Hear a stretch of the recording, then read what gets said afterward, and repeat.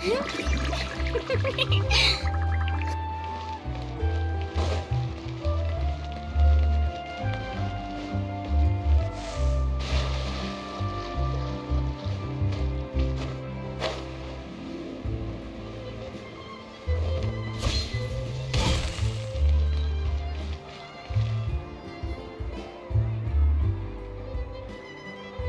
shop looks popular today. Wonder what the occasion is.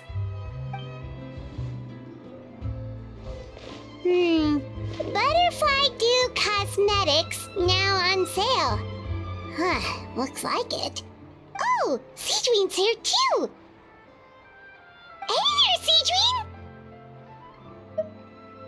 Hello there, Traveler and Paimon. I hope you're keeping yourselves fit and healthy. You bet we are. So anyway, what are you doing here, Sigewinne? The Duke insists I take regular vacations in the Court of Fontaine. This one just so happened to coincide with a promotion for a new skincare product, so I came over to take a look. I like to keep up with the latest industry developments when I can, to help me with my magazine articles. Wait, you write? For a magazine? Which one? It's called Beautés en Fleur, and it's run by the Fontaine Beauty Association. I've done lots of articles about skincare for them, using the pen name Meropide Flower. Oh, wow! You're a Meropide Flower? If Paimon's not mistaken, you're one of the leading figures in the Fontaine Beauty Association! What's so weird about that? Everyone loves beauty! I really like this role. The staff at cosmetic shops are always so polite, and as long as I wear a big smile on my face, I always get the best customer service. Well, they sure don't want to make an enemy of the Meropide Flower.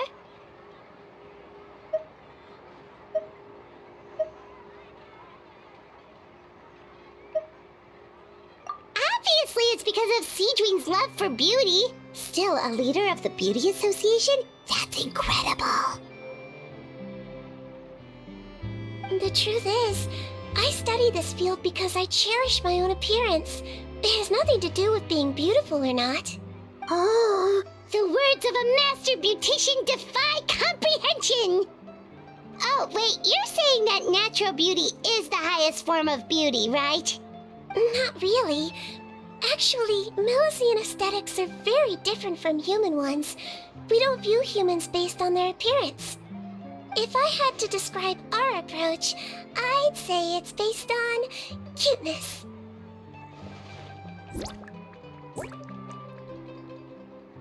Oh, really? Yep.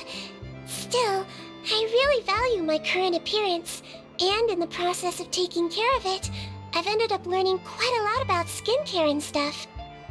It turns out, my knowledge and experience is pretty popular with beauty product lovers. It came as a big surprise to me, though. Oh, Paimon gets it now. But speaking of your appearance, how come you look human anyway? Are you like only half Melusine? Ooh, wait, sorry. That was probably really offensive, wasn't it? No, I don't mind. I'm not mixed, though. I made a decision to turn myself into this form a very long time ago. If you're interested, I could tell you the story. A shape-shifting story? Oh, heck yeah, of course we're interested!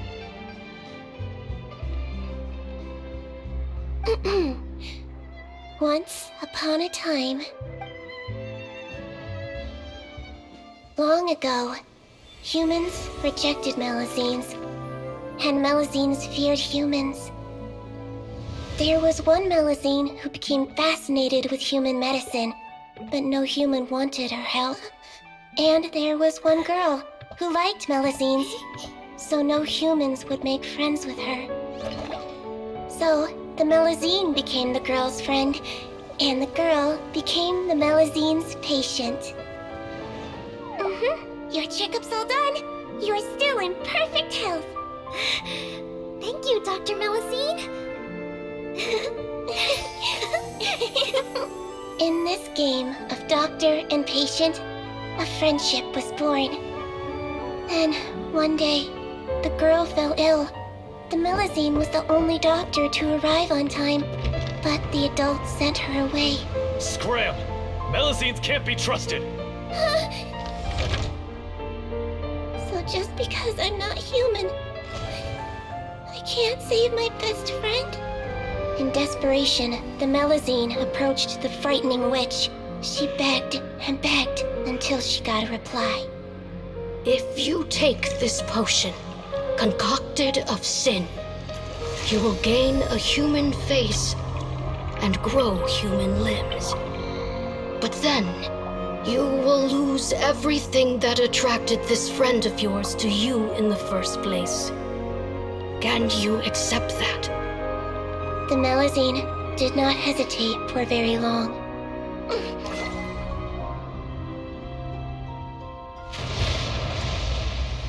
On a rainy night, a little doctor knocked on the girl's door. The doctor wore a hood and raincoat, maybe to protect her from the rain, but maybe also to hide a secret. The little doctor held the girl's hand and treated her illness, just as she had so many times before.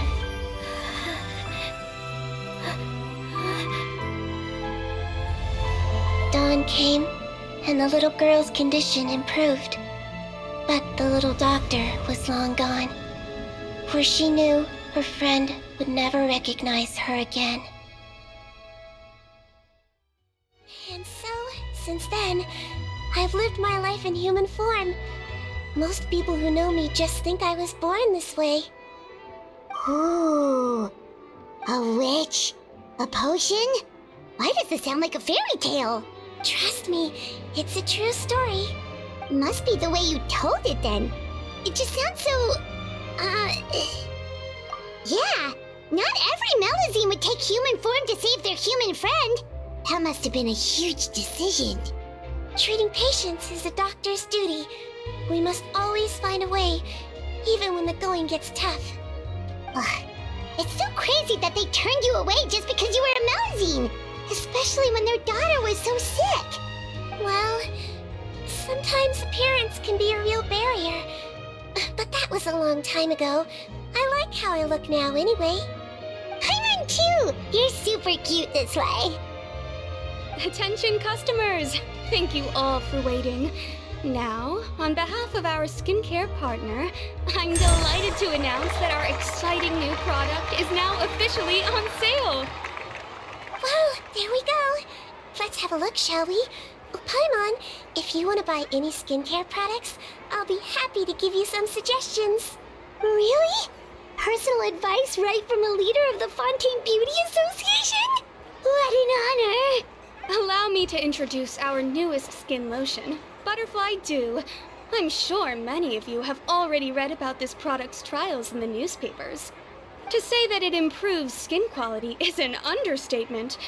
This product gets its name from the way it transforms your skin and makes it glow anew, like a butterfly emerging from its chrysalis and spreading its wings for the first time. We are thrilled to have the inventor of this fantastic product with us here today. Please welcome Mr. Rawat, a researcher from the Fontaine Research Institute. Now, without further ado, I'll hand over to Mr. Rawat to tell you all about what Butterfly Dew can do for you. Thank you. Hello, everyone. I'm Rawat, and I developed Butterfly Dew. Wow, what a looker. He's a researcher? Wow, he's really challenging the stereotype. It seems that everyone is surprised by my entrance. Or should I say, my appearance. I'm well aware that researchers are generally better known for their brains than their dashing good looks. In that regard, I do believe I break the mold somewhat. Of course, appearance is a skin-deep way of defining a person. And yet one's appearance can be a very real set of shackles, holding a person back in their life. It can rob a young person of their self-confidence when applying for a job, dissuade a young lady from approaching the one she loves. Our actions are at the mercy of our appearance, and we slowly become the very person that the outside world sees us as. But what if I told you that those shackles can be broken? If our appearance prevents us from changing, then let us first change our appearance itself. Wash away moles, birthmarks, and wrinkles, and they can no longer rob us of our confidence. Replace them with luster and radiance, and we shall never again hang our heads in shame. That is why Butterfly Dew exists. Its mission is to allow us to shed our pupae, undergo a complete metamorphosis, and embrace a new life. Well, whether it actually works or not, after that speech, Paimon's already sold! Mr. Robot, could I ask if you've used this product yourself? Of course, I tried it many times while I was testing it. You can consider me a product ambassador. Wow, then it's sure to work! Still, I don't expect to convince you just by blowing my own trumpet. So, could I get a volunteer from the audience to try it out? Paimon volunteers! Oh, what an honor! It appears we have a giant of the Fontaine Beauty Association here with us. In that case, Miss Sigewinne, could we seek your most expert opinion on this product? Sure. Oh, is that Meropide flower? They say she's the pickiest user of skincare products in all of Fontaine. Here you go. Well, it's very kind to the skin, and the absorption rate is high. Even for Fontaine, this is a first-rate product. Wow, now that's high praise! I'll take one. Any discounts? All right. Well, all that remains for me to say is, Butterfly Dew is now on sale! Think we should buy a bottle too? Of course you bring up Mora. Fine, Paimon will pay out of her own pocket and even share it with you. There, does that sound fair? And if you're worried about whether it's the right product for you, well, luckily for us, Sigewinne's here, so we can get an expert consultation.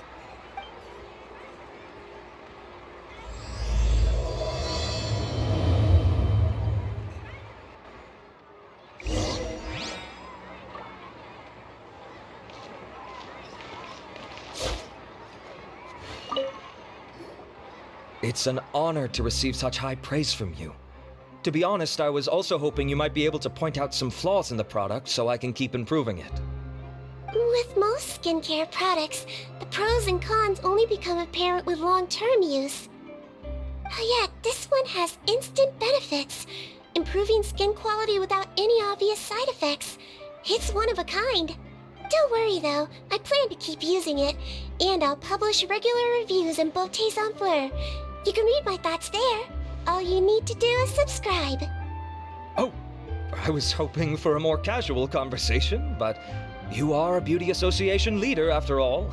I understand if you want to keep this professional. Sigewinne? Excuse us, Miss Beauty Expert. But do you think this product is a good choice for me and him? Wait, are you the renowned traveler? That's right, and by his side, the equally famous Paimon. Well, I don't normally handle customer questions personally, but since it's the traveler asking, allow me to make an exception. Butterfly Dew is made for all skin types, so no matter who you are, you can rest assured that it will be kind to your skin. If anything, it might be marginally more effective on Fontainian's skin, but other than that, it works the same on everyone. Why would it work better on Fontainians? In the interests of protecting my trade secrets, I'm afraid I can't answer that, Miss Paimon. Alright then. How about a friend discount? Save yourself the trouble. I'd be greatly honored to have both of you use my product. Here, take 2 bottles for free. Yay! Paimon's private fund survives!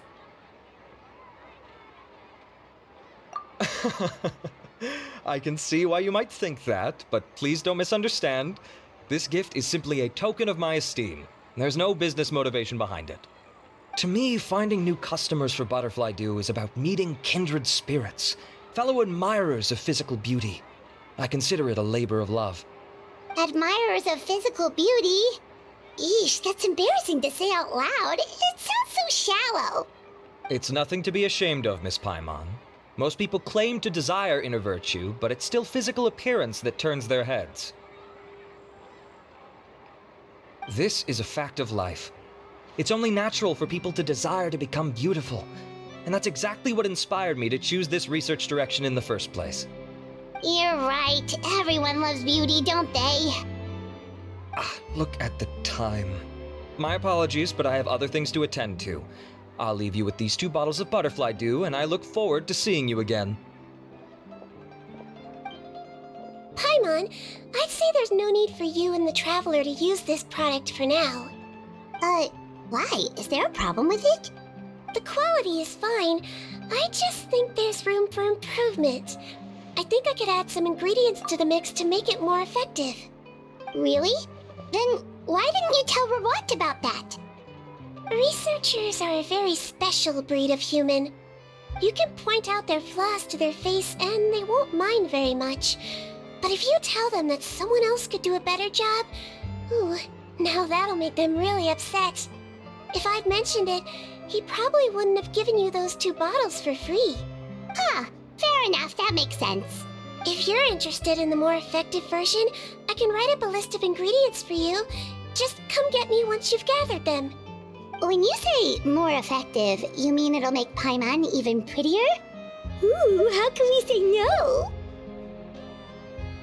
As for me, it's probably time I got back to the Fortress of Meropide.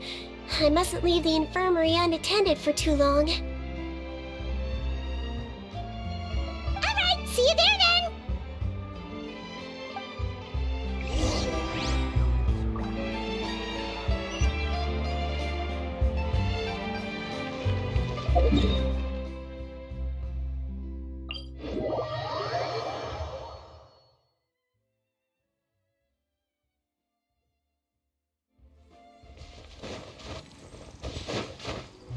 Just up ahead, Traveler! The ingredients for Sigewinne should be nearby!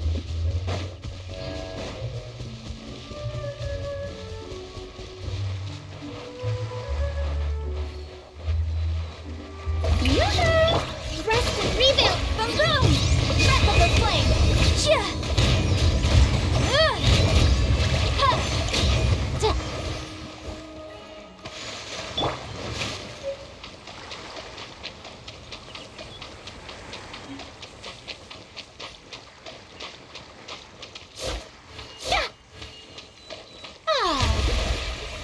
The show begins!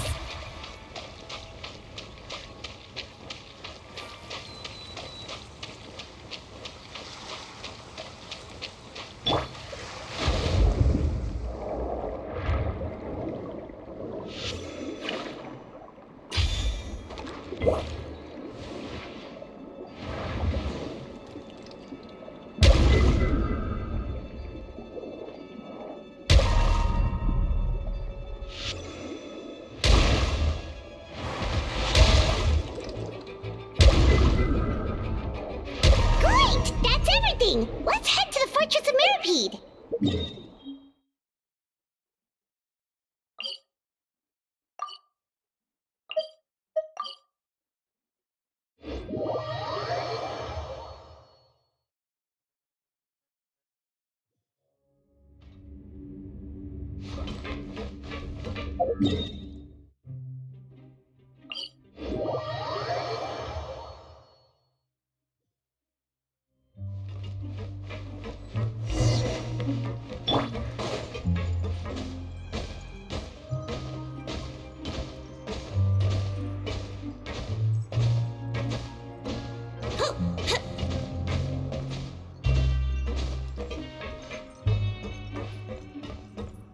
Wouldn't gliding be faster?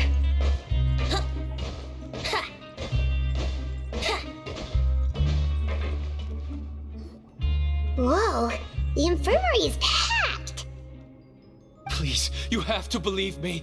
I saw it with my own eyes last night. Another me! He looked exactly like me. Got it? Okay. I've written down everything you told me. Now, I have a few tests to run. Take a deep breath, and don't worry, it's nothing to be nervous about. First, which finger am I holding up? Your index finger, but I'm telling you, my mental state is fine. I'm not crazy. Very good. Now, on to the next. Hey there, Your Grace. It's been a while, huh? Ah, it's you two. Indeed it has. I would offer you some tea, but I'm afraid the timing is unfortunate. Duty calls.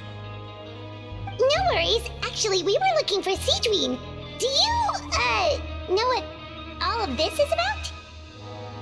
This inmate came running to the guards in a panic, claiming to have seen his exact doppelganger. A doppelganger? Doesn't that just mean someone else kinda looks like him? And that's what I thought when the report first reached my desk. But we've inspected our records. No one even vaguely resembles him. Considering how certain he is of what he saw, I can only surmise that he's having some mental issues. So I brought him for a medical evaluation. All right, very good. Take a sip of water and rest for a bit. Evaluation complete.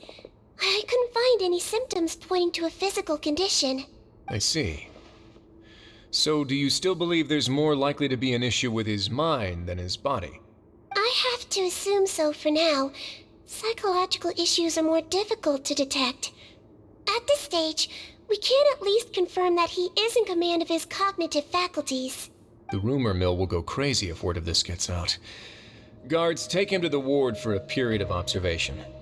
The Marechaussee Phantom has requested my cooperation on a case, otherwise I'd deal with this myself. Sorry for the trouble, head nurse, but I'll have to leave this to you. No problem, Your Grace. I'll add him to my observation list. By the way, we have a couple of guests here who've made the trip just to see you. I imagine it must be important. You probably won't need to add them to your observation list, though. Oh, Traveler! Paimon, it's you! Hey there, Sigewinne! It's actually not that important, but... I'll be in my office if you desperately need me. Goodbye for now. Okay, bye-bye! So, Sigewinne... Would you mind waiting for just a moment? I have another patient to see. Just find an empty bed and take a seat. I won't be long. Oh, sure! Sigewinne, we've brought him. And he seems to have taken a turn for the worse again. Okay, don't panic. Let's start by sitting him down here. Paimon had no idea how busy it can get for Sigewinne. Maybe now's not the time to ask for her help with skincare. Good point. Besides, it might actually be interesting to observe her at work. Well, this could hurt, so I suggest you take a deep breath first. Did his face melt? What happened to him? It's anyone's guess. His face melted off shortly after arriving at the fortress. But since he's a serious offender, he can't be allowed out for medical treatment. Best we can do for now is ask the head nurse to give him something to manage the symptoms. Oh, this is gonna be awkward. We still need to bring him to the Marechaussee Phantom for questioning. What if he scares them half to death? Will that be our fault? The Marechaussee Phantom? Does this have something to do with the case Risley's dealing with? Yep, it was a huge case. They bagged a few dozen crooks in one fell swoop. And this guy's the baddest apple of the bunch. He harmed countless people. And now, it looks like it's all finally catching up with him. You done gawking? Not yet. I need to check the severity of your ulcers to decide the right dosage. Don't worry. We Melusines have a very different sense of aesthetics from humans. To me, you just look like a little kitty with slightly scruffy fur, but still just as cute. Don't patronize me. Do I look like a kid to you? Just give me the meds and let me out of here. I already missed my cell. Hey, lose the attitude. You dare talk back to our head nurse like that again, your days are numbered. Oh, it's fine. Okay, I'm going to apply the medication now. Tell me if it hurts, alright? Look how nice Sigewinne's being. And he still talks to her like that? What a nasty piece of work. Can I leave now? Wow, not a peep. What a brave little guy. Thank you, Sigewinne. And I apologize for the trouble. So, Traveler, Paimon, did you bring the ingredients? We did, but we don't want to interfere or anything. You're busy saving lives here. Oh, don't be silly. I agreed to it, didn't I? Just hand me the ingredients, and I'll make some time to whip it into the improved version for you. Take a rest here if you want. Or, if you're not tired, I hear they're holding a new pancreation tournament in the administration area. Or alternatively, is there anything we could help you with, Sigewinne? That's right! Let us help you out! It's the least we could do! Good point. Kind-hearted humans start to develop guilt if they accept free help from others. Don't worry. I'll take a look at my schedule. I'm sure I can find something to treat this condition. I gotta warn you, though, it'll be tiring work. So I suggest you take a break first, then come back and see me when you're ready.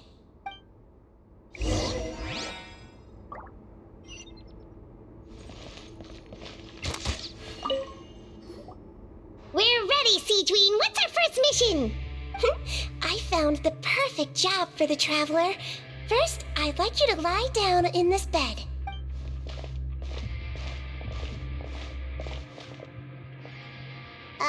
What for? I need you to pretend to be sick. What? Oh, is it that difficult? I thought you did a pretty good job last time. Oh, so you knew. I sure did. He was way more interesting than the usual malingering inmates, and you played along very well, Paimon. I observed you two for quite a while after that. Well, this is awkward. But why do you need us to do it again now? No time to explain. My next patient will be here any second. Oh, please, just do as I say. You can, pretend like you've got a nasty headache, and throw in some dry heaving for good measure. Okay.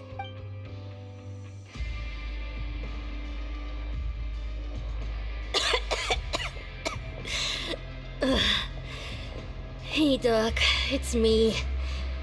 I'm only here because my mom won't stop pestering me about it. So annoying. Well, your mother has enough on her plate with a busy job. Well, the last thing she needs is to worry about you being sick as well. I know. I shouldn't treat the place like a playground. Shouldn't go swimming in the lower levels where we join up with the sea, because it'll give me a cold and distract her from her work. I thought I'd be able to have some fun here at the fortress for a few days, but it's always, don't do this and don't do that. All right, sit yourself down and I'll take your temperature. Your fever still hasn't gone down. Well, here's your medicine. 1 cup for starters, and we'll see if it helps. But Doc, it's so bitter. Do I really have to drink it? I mean, I'll be fine, right? I've got an uncle who caught a cold. His fever went away on its own after a couple days. Can't you just write me a note saying I'm on the mend? I just need something to keep my mom off my case. I sure can. You're a very brave boy after all. Huh? Brave? What makes you say that? Well, if you want to rely on your own immune system to clear up your fever, then you'll have to tough it out like this guy.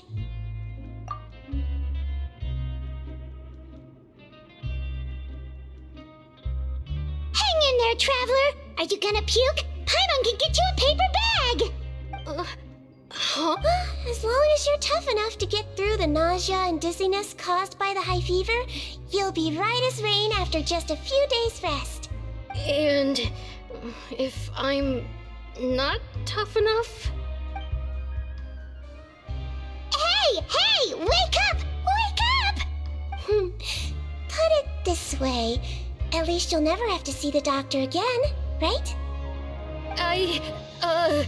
I think maybe I'll take that medicine after all, if that's okay. Oh, of course. Here, it's still warm. It's so bitter. All done. Great job, you two. That kid really doesn't know what's good for him. His mother's a guard here. She's been working back-to-back shifts lately, But unfortunately, his father's away on a business trip right now. She had no choice but to bring her son here for the time being. He was quite happy at first. He seemed to think that the Fortress of Meropide would be all fun and games. So you made us put on that act just to scare a kid into taking his medicine? That's a pretty sneaky trick. Seems like there's a whole side to Sigewinne we never knew about. It's a technique I learned from my teacher. Oh, you had a teacher? Was she a Melusine doctor too? She was human. She passed away a long time ago. Oh, sorry. No, it's fine. I really liked my teacher, so it's always nice when I get to talk about her with other people. She was a traveling doctor, and since she didn't have a clinic, she'd go out and visit her patients wherever they were. Dealing with the badly behaved ones was her specialty. She used to say, if you can scare the little brats into taking their medicine, you won't have to hear them wailing and screeching when their condition gets worse. She sounds like a pretty strict teacher. Strict? Well, that's not how my teacher saw it. She thought of herself as terrifying to kids. Strange way for a doctor to describe themselves. Now Paimon's curious to know what she looked like. As it happens, I actually have a picture of her. Oh, wow, yeah, okay, that'll terrify the kids. Yep. All the children she treated thought she was a witch. Why does it almost sound like you're envious of her? Oh, because I am. If she was here, all the children would take their medicine without any need for tricks.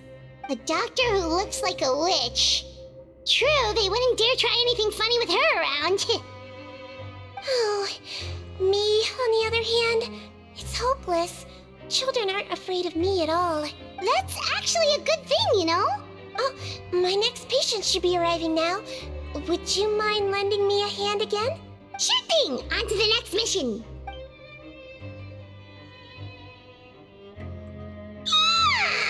Is it nighttime already?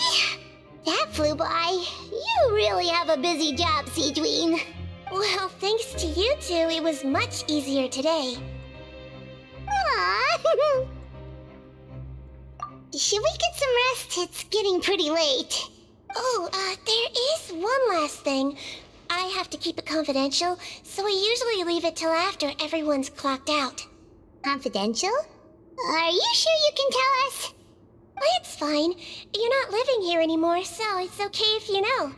All it is I have to prepare some ingredients to make healthy meals with. Wait, you mean those healthy meals? My patients refuse to eat any healthy meals I prepare in front of them, so I have to prep the ingredients in secret, then let the chef at the Coupon cafeteria handle the rest.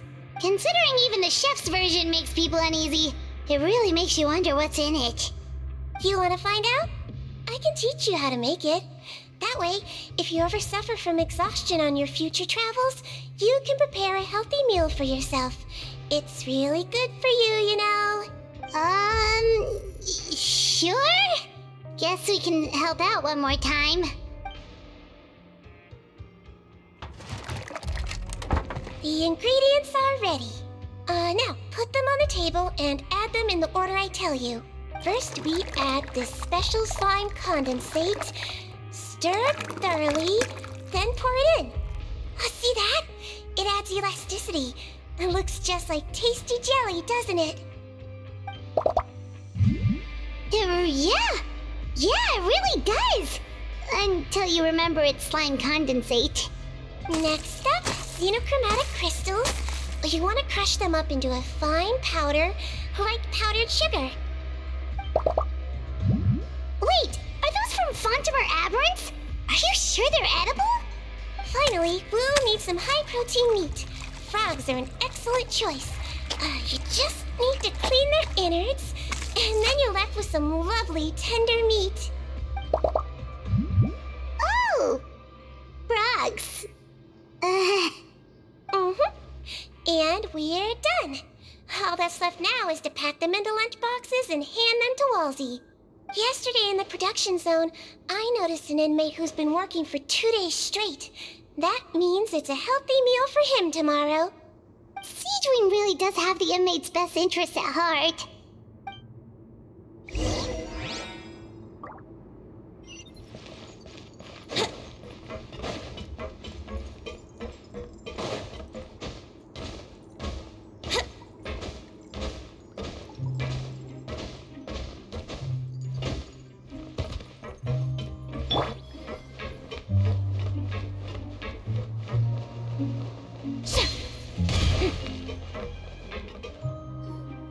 Ah, head nurse.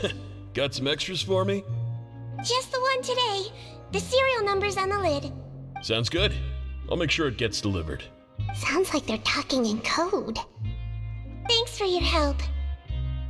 Oh, it's no trouble at all. I only wish I could do more. You work so hard for all our sakes. I'd happily lose a little sleep if it meant helping you out. That won't do. If you reduce your sleeping hours any further, your health will start to suffer. All right. Nurse's orders. I'll do as I'm told. But you take care of yourself too.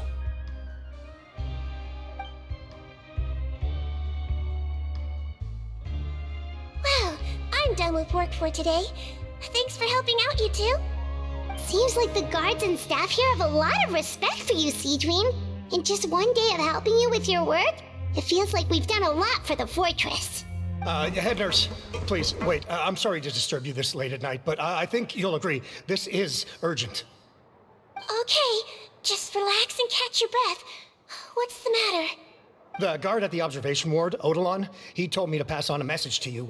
One of the inmates there, the guy suffering from possible hallucinations, well, he seems to have made a sudden recovery, and now he wants to apply for permission to leave the ward. Huh? Already? You were right to tell me. I'll have to examine him and make sure he's well before we discharge him. Looks like we've got one job as medical assistants left. We'll come with you.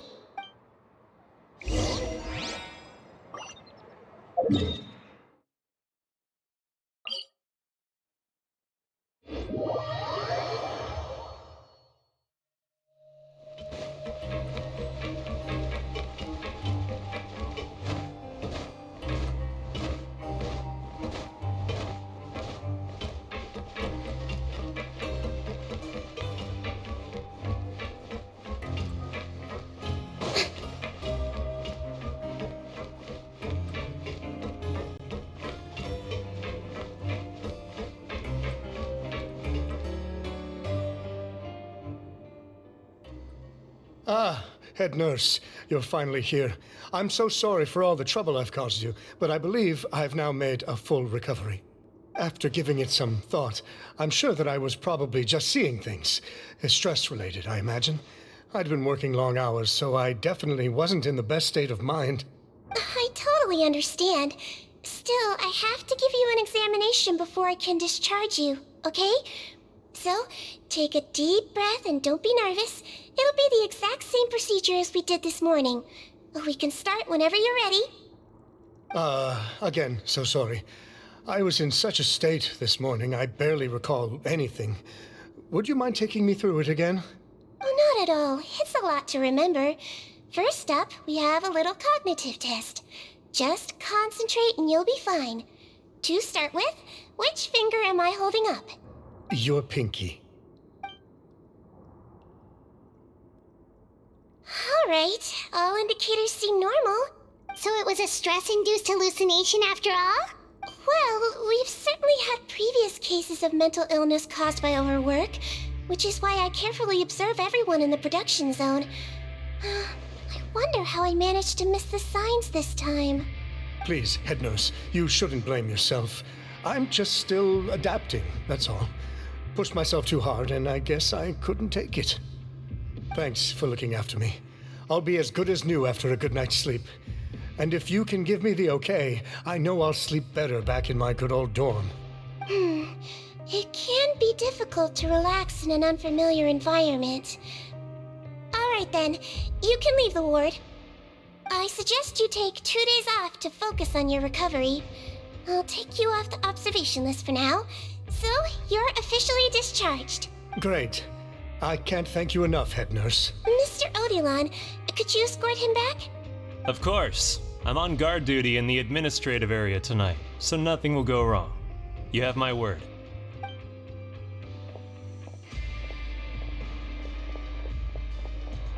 Guess you're finally done for the day now, huh? Yep. But I still haven't gotten around to making that improved lotion for you yet. Oh, no rush!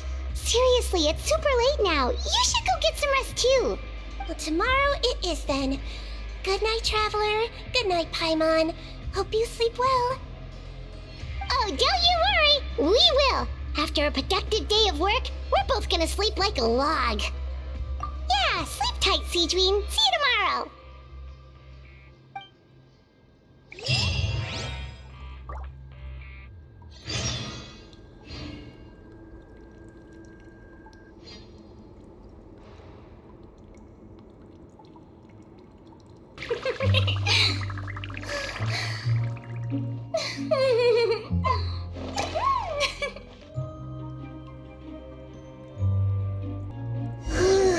Paimon really did sleep like a log.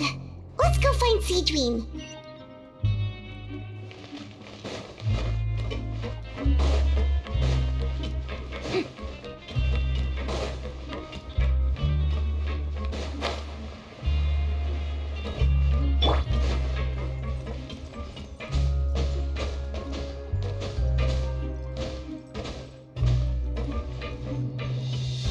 Wouldn't gliding be faster?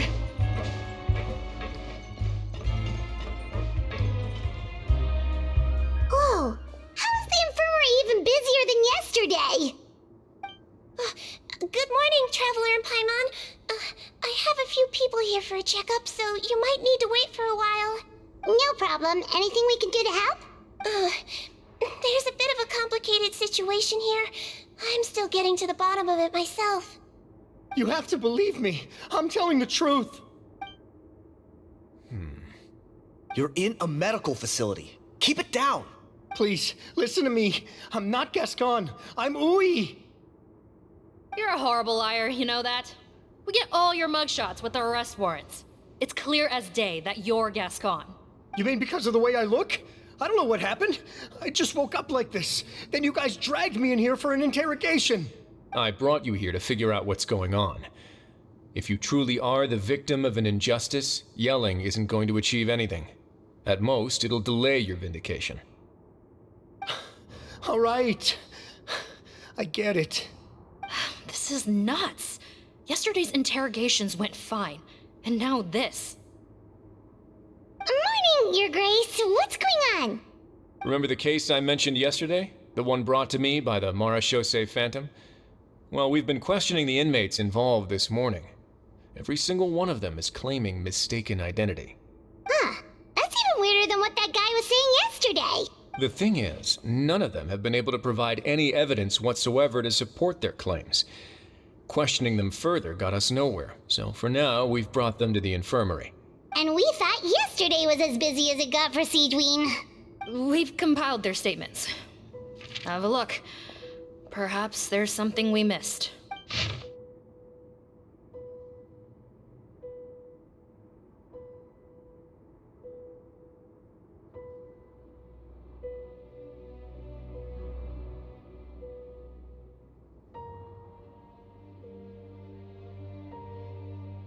Wait. Release? Interesting. The inmates they spoke of in their statements appear to all be due for release today. I noticed that too. If that's their plan, they're underestimating us a little. Every serious offender claims that there's someone else who just so happens to be due for release today. And they're expecting us to go along with that. All the more reason to be cautious. Lumberzar, check the release list for today and make sure no one gets processed. We're gonna need an excuse, though. Just say we're out of forms, and that we're furiously printing more as we speak. I'm on it. It's conceivable that our group of serious offenders somehow found a way to switch places with inmates who are about to be released, so they can walk out right under our noses. We did consider that possibility. But I mean, just look at them. They match the warrants, period. How could there have been a switch? Only if they're dead ringers for the inmates due for release, I suppose. I gave you that name list yesterday to assist in your investigation. Did that help? Yes, the inmates' mugshots were attached to the list. The first thing I did was check for lookalikes, and I didn't find any. The only other thing that stands out to me is that their voices sound a little different today. But it's not exactly hard to put on a fake voice. Oh, really? What does our head nurse make of all of this? Give me a moment. I think I have a way to confirm whether there's been a switch. I know, it's not time to change your dressing yet, but please bear with me. Huh? Isn't that the guy from yesterday? This should be Honoré. He has very severe facial ulcers, which require an operation in the hospital at the Court Fontaine. I authorized him to leave the fortress for medical treatment under guarded escort. Yes, like I told you. I'm not Putton. I'm Honoré. So there has been a swap. Well, I can see what happened in Potton's case, but how do you explain the other inmates? You're not telling me their souls switched bodies, are you? No, I believe it was their faces that got switched. The method is a bit like replacing a tooth. Take the bad tooth out, put a false one in. And actually, I think I can prove it to you. Traveler, Paimon, do you remember Eric from the other day? Yeah, sure do. Then you can be my witnesses. To start with, please fetch the inmate who claims to be Eric.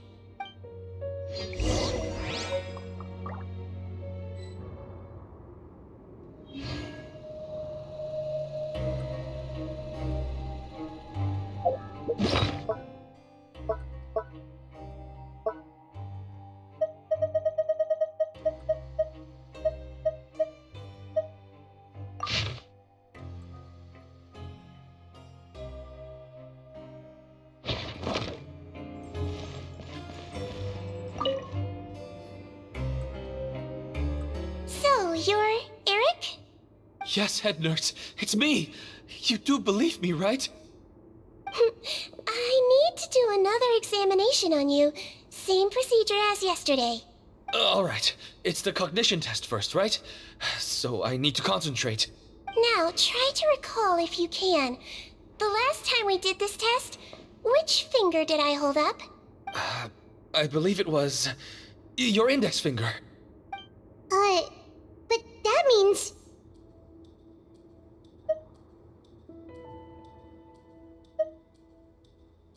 Huh? So basically, last night the Eric who said he saw another him suddenly recovered and applied to leave the observation ward. Sigewinne did another test before letting him leave, but that time she held up her pinky finger. Huh? I don't know about any test last night. There was nothing to do in the observation ward, so I went straight to bed. Then I somehow woke up in a high-security cell. Well, in that case, there is a reasonable explanation for the strange events of the past 2 days. So, what exactly happened? The gang of serious offenders wanted to break out of prison, so they identified a group of scapegoats, namely inmates whose terms were almost up, and planned to switch appearances with them. Last night, when Odilon was on duty, they ambushed him and had one of their group switch appearances with him using their face-swapping method. That allowed them to avoid scrutiny from the other guards. Then, once all the other inmates were asleep, Odilon spent his night shift carrying out the remainder of their switcheroo plan. However, they made one mistake. Henri changed his appearance to match Eric's earlier than he should have done, and ended up being spotted by the real Eric. Real Eric came to the guards for help, but we didn't know then what we know now. So we put it down to hallucination and sent him to the observation ward. However, since one of the gang members was posing as a guard, they simply changed real Eric's appearance and had their Eric take his place, muddying the waters even further. Right, because I put Eric on the observation list by then. and no inmates on that list can be processed for departure until I've discharged them.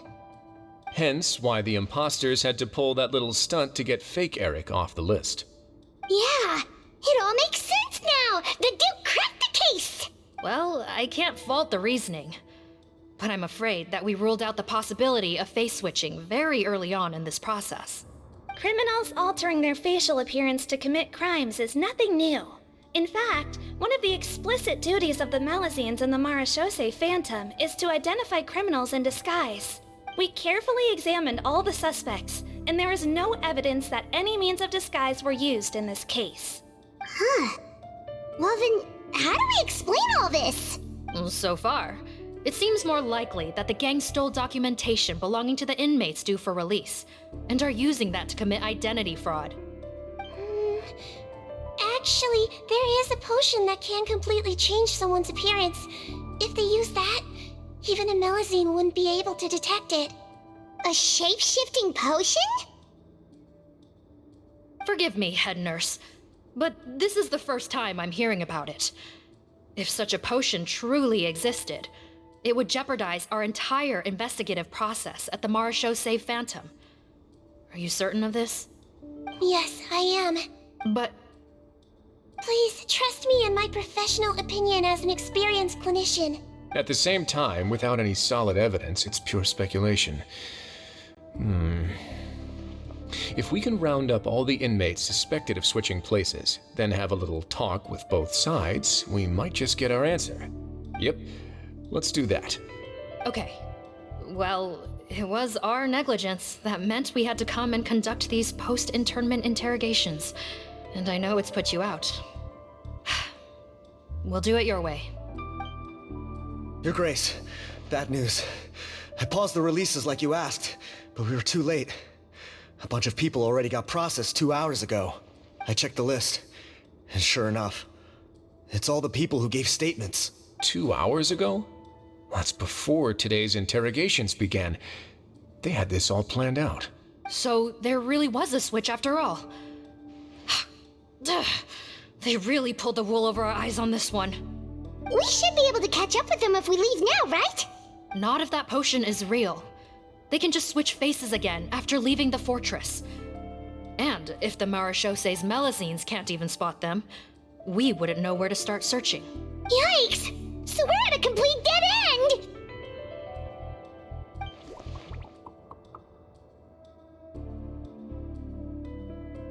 Well, technically there is one more lead we could follow up on.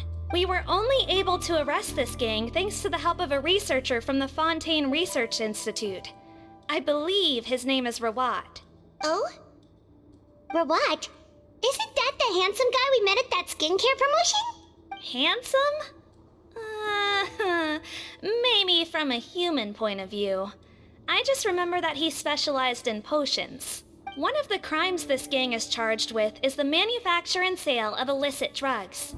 According to Mr. Rawat, they appear to have stolen technology he developed through his research and used it in their operation. At first, he thought it was a typical case of intellectual property infringement, and he tried to negotiate with them. But once he discovered their criminal operation, he reported them to the authorities. Thanks to his report, we were able to swoop in and arrest them all in one go. What a hero! Bet that took courage on his part. No doubt. This is worth following up on. As the one who snitched on them, it's highly likely that Rawat will be targeted by the escapees. That aside, since he's negotiated with them in person before, there's a chance he'll have some additional information for us. Understood, Your Grace. My team and I will head to the Fontaine Research Institute right away. In the meantime, please keep an eye on the face switch victims for us. Of course. Miss Morgane, I'd like to come along and help you catch these criminals. Huh? Why's that? Well, I'm the one who discharged the fake Eric last night, so I feel partly responsible. Don't say that, head nurse. Your focus was on the inmates' health, and rightly so. We can't ask you to help with arresting criminals. That's our duty. I also have a more personal reason. Potton is a patient of mine, And if I don't get a new batch of medicine to him in time, his condition will get much worse. Look, head nurse, I completely understand where you're coming from. But arresting criminals is dangerous business. And if anything happened to you, none of us can afford to take on that responsibility. Don't worry, I can defend myself just fine. You say that, but still. If I may, Miss Morgan, Sigewinne is the one who raised the potion hypothesis, and I'm sure she has far more expertise on the topic than your team. My suggestion would be to bring her with you. And if you really are worried for her safety, then... Ah, there you go, right on cue. Knew I could count on you. Okay. Well, since this plan has the Duke's blessing, far be it from me to refuse. We should head off immediately. Time is of the essence.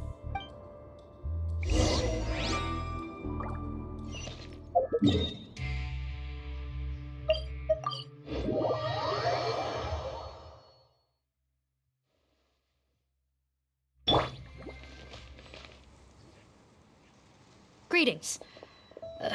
Sorry to impose, but I'm afraid we're here on urgent business, and we're gonna need you to cooperate. The Marsh is a phantom. Let me guess, you're investigating some more illegal research? Not this time, no. We're looking for a researcher. Do you know where we might find Mr. Rawat? Rawat.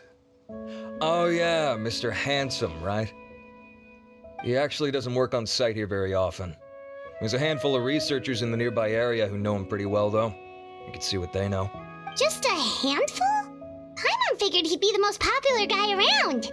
Well, I guess you could say he's popular, at least on a superficial level. He's blessed with good looks, so he tends to make a good first impression on people. But in all his time here at the Fontaine Research Institute, I don't think he's ever had a single deep conversation about his research with his peers. That's no...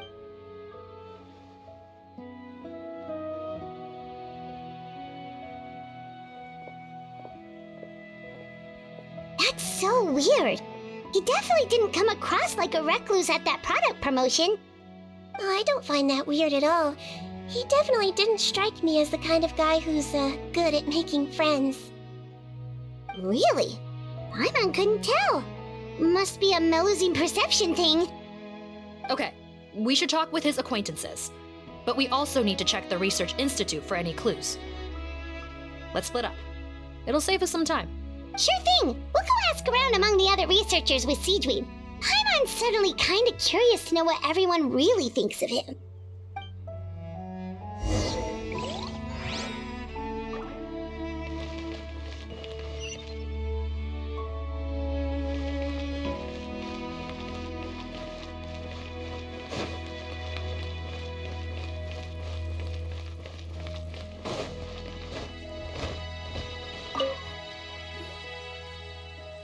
Excuse us, are you Audrey?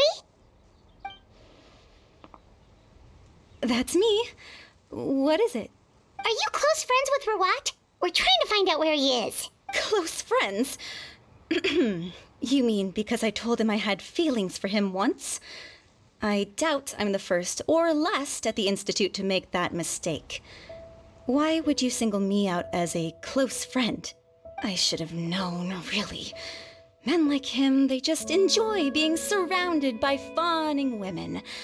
They're not interested in a serious relationship. Okay. We were just kind of wondering if you might know where we can find him. Why would I know where he's at? I barely know him, and he probably doesn't even remember me. Ugh, this is getting annoying. Shall we go ask someone else?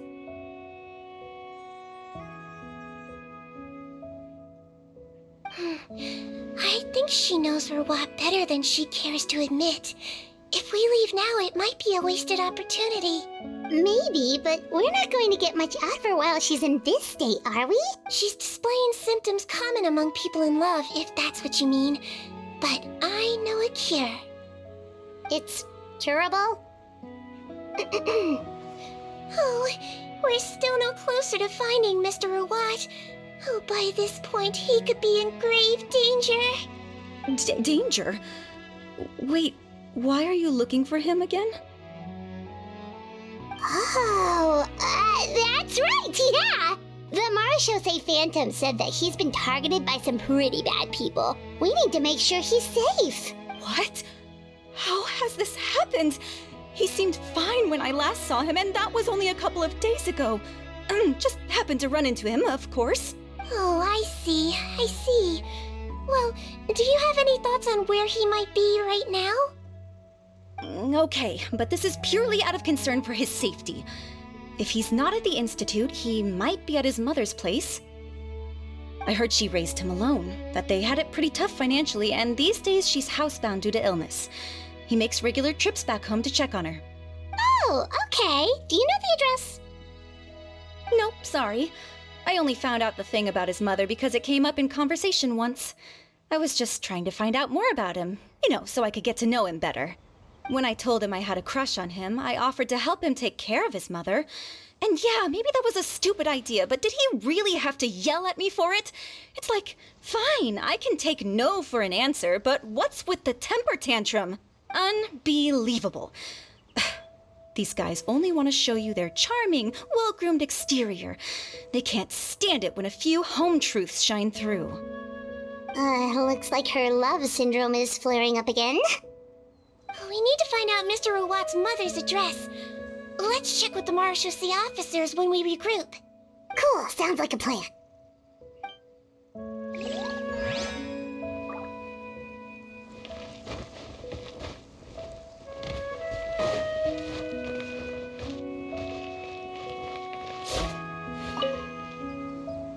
Hey there, are you in Teeb? What do you want? We're here to ask about Rawat. Any idea where he might be? We were told you were pretty close with him. Close? Not sure that's the word I'd use. He wouldn't even let me use his patent. Huh? It's been a good few days since I last saw him. I don't know where he's at. Go ask someone else. Would the patent in question happen to be related to the new skincare product he developed? Yeah, kinda. Butterfly dew, or whatever he calls it. I heard he made a tidy sum off of that one. Okay, now we're getting somewhere. Keep going. Most of the other researchers here focus on mechanics, energy, stuff like that. I get why he wouldn't be interested in having anything to do with them. But I'm studying coatings. There's a huge overlap in our areas of research. Why would he refuse to work with me? I bought his product once and noticed it contains a unique substance that might have applications in coatings too. If it worked out, I could probably make as much as he's making. Don't get me wrong, I had no intention of plagiarizing his work. I was hoping to get official permission to use his findings in my own research. Followed the proper procedure. It was all above board. I would have had to pay him a license fee and everything. But despite that, he turned me down not once, not twice, but 3 times. It's like he's vehemently opposed to the idea of anyone else making the kind of money he does.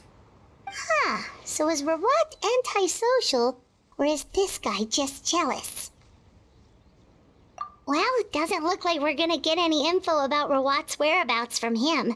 Let's go. Wait, 1 second.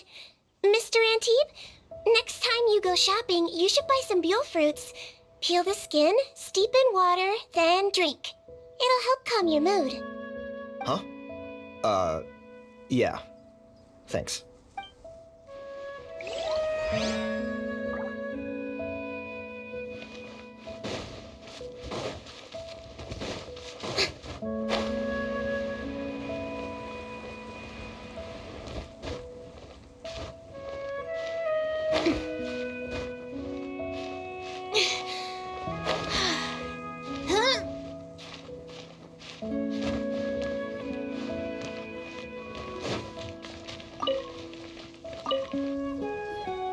Sorry to bother you, sir, but are you Bertram? Who's asking?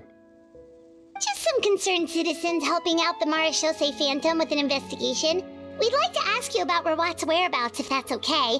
We're told the two of you are pretty close. Not anymore, we're not. Turns out we don't see eye to eye. Oh yeah? What happened? The thing about us researchers is, most of us do what we do for some sort of higher purpose. But not Rawat. All he cared about was how to commercialize his findings. He won't even let you work with him unless you sign a confidentiality agreement first. Also, he has better control over who gets which intellectual property rights. How are you supposed to get any meaningful research done working with a guy like that? Now that I've got my own technical solution for my compressor, I don't need to work with him anymore. So that's what Rawat is really like. We'd still like to know where to find him. Is that something you can help us with?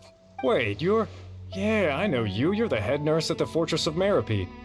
Alright, then I'm happy to help you if I can. I respect the work you do. Medicine serves the highest purpose of all the sciences. Wow, turns out Sigewinne's got some real clout. Thing is, I have no real way of knowing where he might be. I stopped working with him 2 months ago, and I've barely seen him since. But if you want my advice, I'd say go talk to the peddlers. There's a few he meets with every other day or so. Maybe they know where he's at. Peddlers? Yeah, back when I was working with him, I noticed he met with them quite often.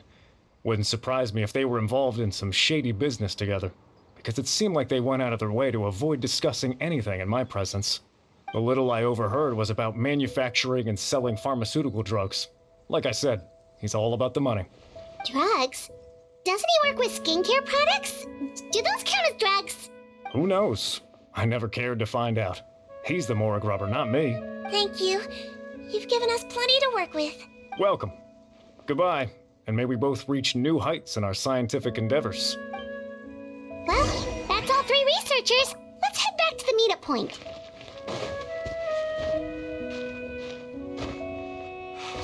I'll be able to continue with my hydrology research.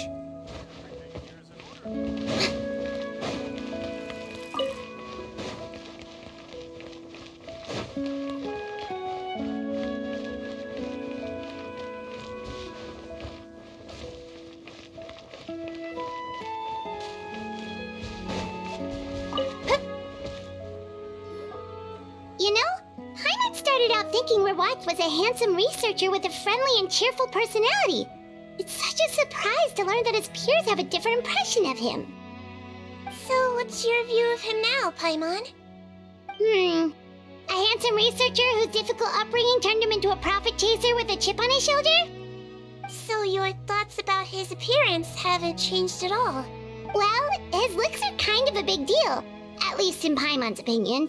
How did such a handsome guy end up being so antisocial? Even with his difficult family background, it just doesn't make any sense. You can't judge a person solely based on their appearance. Head nurse. Traveler. I assume you've spoken with the researchers. What did you find out? Bertram mentioned Rawat's involvement with some pharmaceutical merchants. Do you know if he's registered any pharmaceutical brands? Since he was a whistleblower on such a huge case, I ran a background check on him. I don't remember there being any brands under his name. How strange.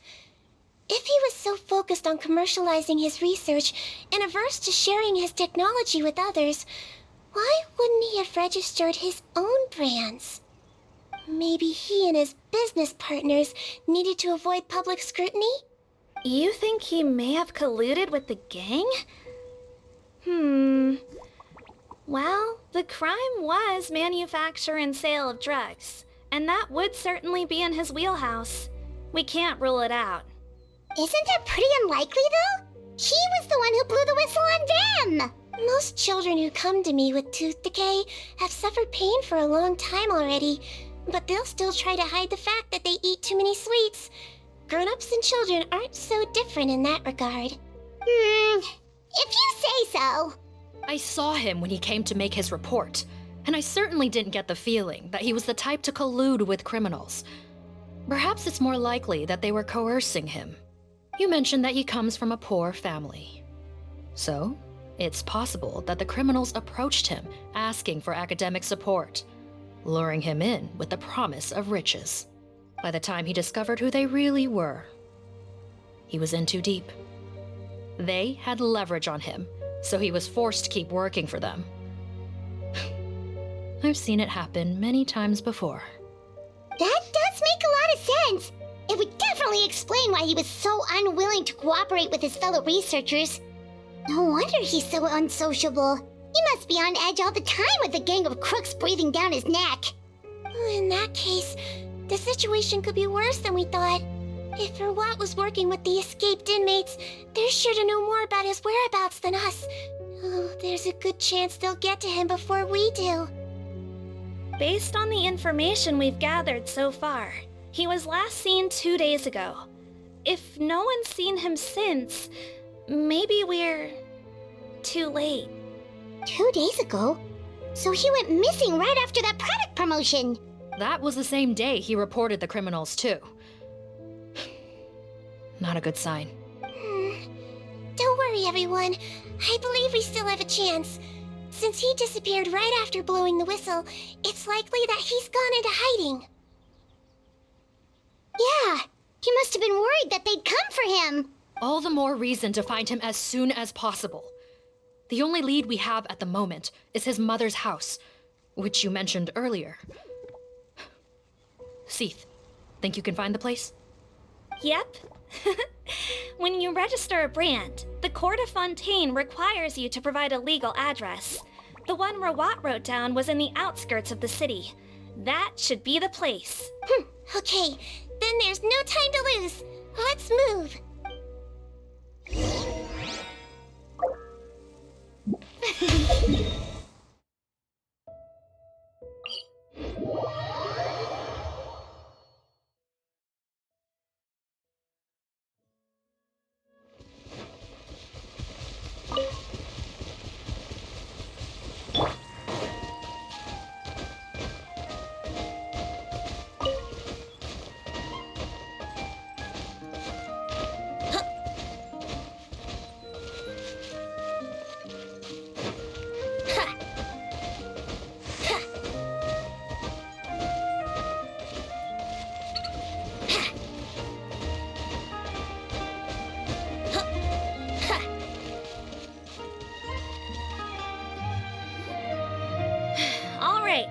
This should be the house. I'm pretty sure this was the address. Okay, I'll knock.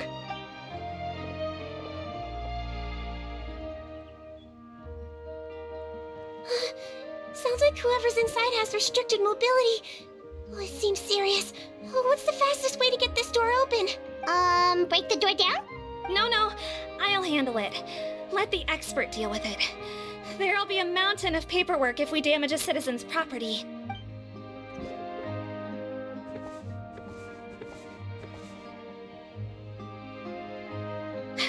Calm down. Deep breaths. Remember your training. Control your strength. And... it's open! Seath, take a few people and lie in wait. Keep your eyes peeled for any activity around the house. The Traveler, head nurse, and I will go inside.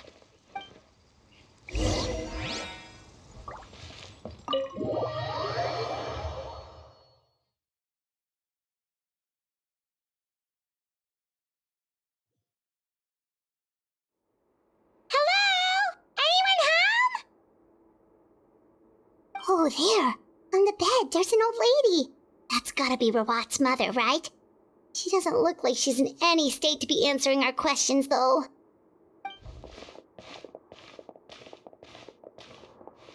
We could try, but she is very ill. We mustn't force it. Well, doesn't look like Rawat's here. She's the only one we can talk to. Yep. Allow me. Hello, ma'am. Might I ask if you're Rawat's mother? We are trying to locate him.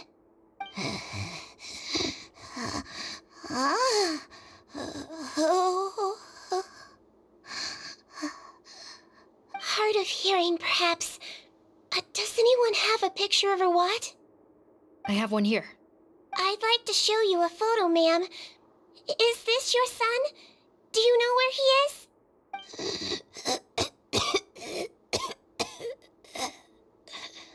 Looks like this isn't gonna work after all. Well, looks like we're out of leads. If Rawat's not here, they Things are looking very bad for him. Is it possible he could have avoided returning here because he knew he'd be in danger? Maybe. But if so, where do we look next? Maybe we should take another look at the Institute. Yes, so. I suggest we all return there now.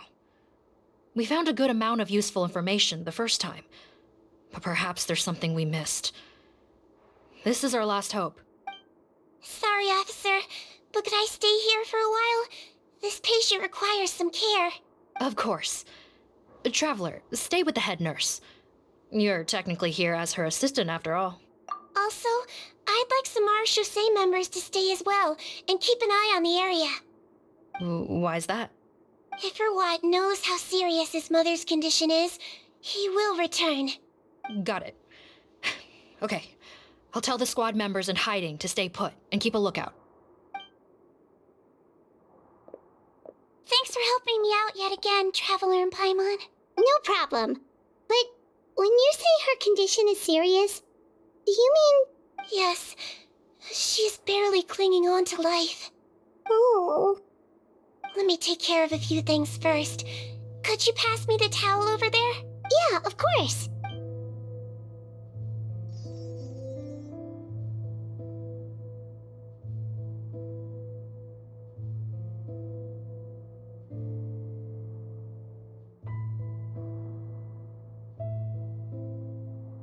I can tell that her family has tried a lot of different treatment methods, including some very expensive medicines. Unfortunately, her condition is so multifaceted that a recovery looks all but impossible. Sigewinne, Paimon bets being a nurse must be pretty tough at times like this. Yes, it makes me a little sad. In a Melusine's eyes, a human's birth, aging, sickness, and death are as much a part of natural law as sunrise and sunset. But human medicine can defy that law to some extent. In that sense, it is a science of miracles. That is why I became fascinated with it in the first place. But it was only after I truly became a doctor that I realized miracles don't always happen. Even the greatest doctors cannot cure all diseases. Sigewinne. Don't worry about me, Paimon. A doctor's duty is not to cure all diseases, but to treat whatever ailments they can. At the very least, I can lower her fever. That way she'll suffer less, and she might even be able to see her son. Yeah, all the more reason to find Rawat as soon as possible, even if we don't catch those crooks. Oh, her fever is getting worse. Could I get some hot water? Sure, we're on the case.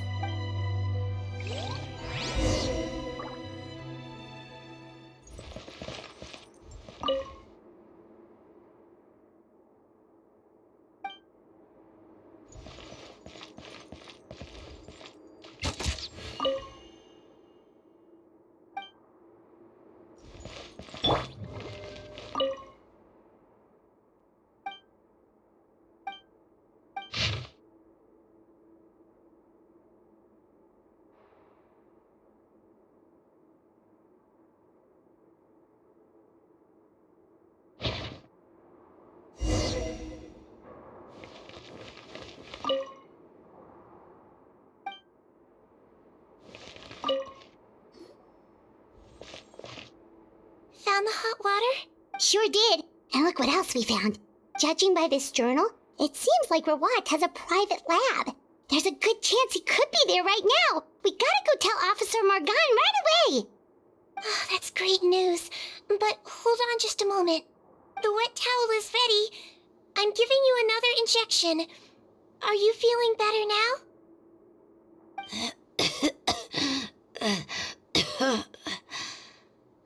It's all right. We'll go bring him back. Please hang in there. Thank you.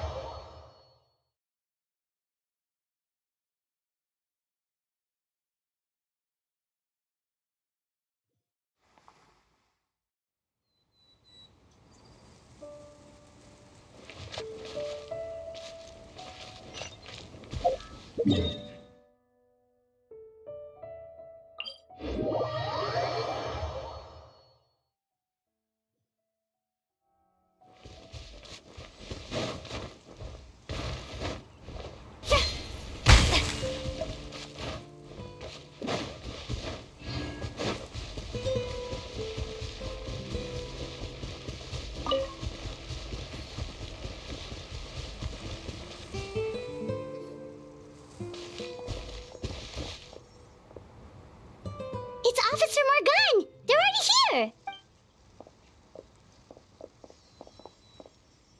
We came as soon as we heard the news.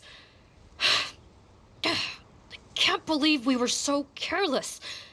The most crucial information of all was hiding right there, in that room. And we missed it. Don't blame yourself. Right now, we need to focus on finding a way in. There's a mechanical door over here! Hopefully the instructions in Rawat's journal will help us open it.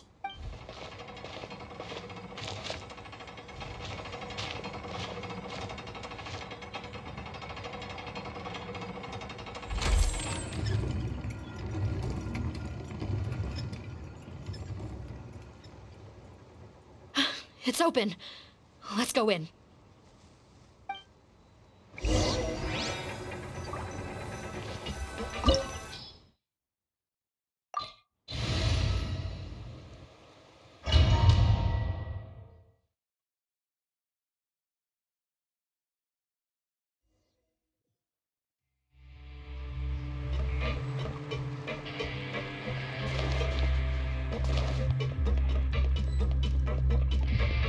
How did they get in here?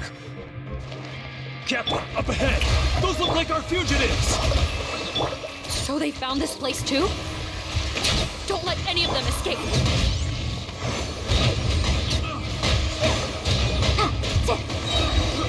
I got careless.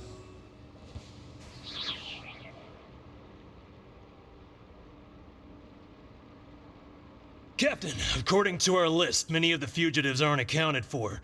There may be others hiding deeper inside the facility. So these guys were just the lookout crew. The Marachose Phantom! How did they find this place? Wait, it's that guard from the fortress! That's right, I'm on your side. The Duke sent me. What's the matter? Some sort of mix-up? Mr. Odilon, didn't I tell you a few days ago that you need to stop all field work until you've recovered? Well, you know, gotta help His Grace out. Share the load. Officer Morgan, this man is an imposter. The real Mr. Odilon has no recent health issues. What? Looks like the head nurse was right about the face-swapping method. Arrest them all! DuPont, stay here and keep guard. And watch the exit. If we're not back soon, call for reinforcements. Got it.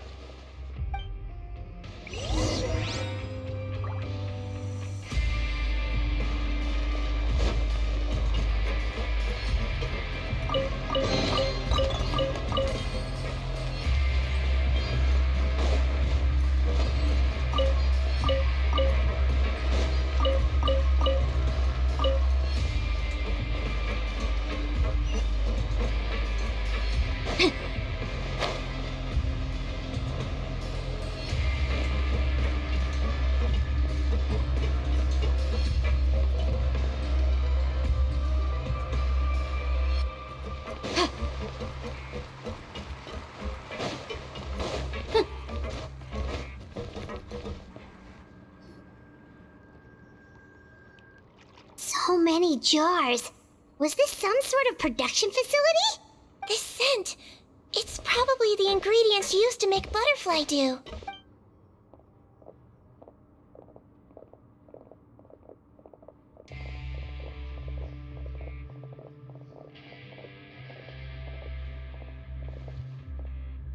How come they're all empty?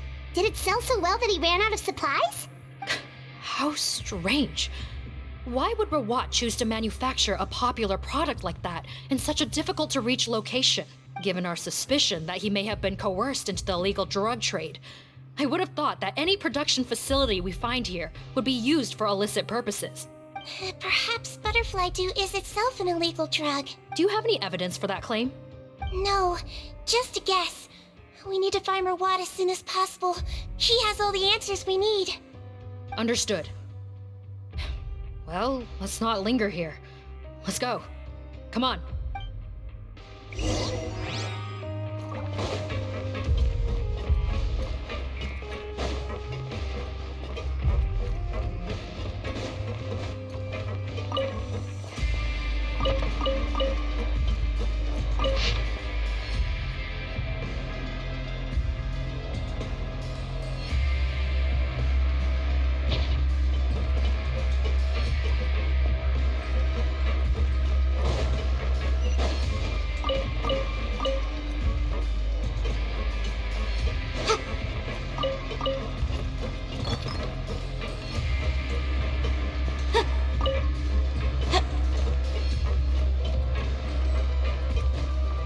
Doesn't look like we're gonna get this door open. Let's find another way around.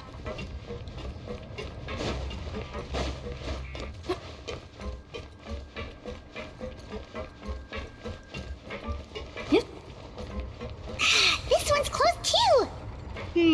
What's with those carts and tracks? Oh, maybe it's one of those doors that opens when it senses cargo passing through. There's a loaded cart right over there. Let's bring it to the door and give it a try.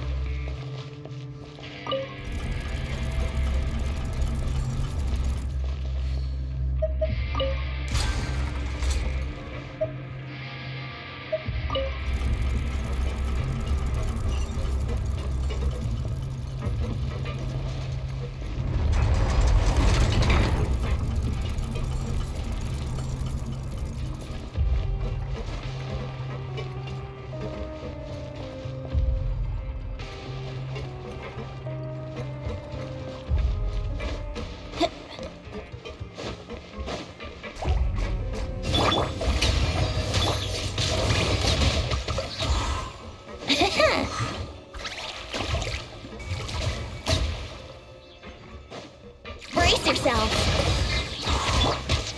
Rest and rebuild. Let's move.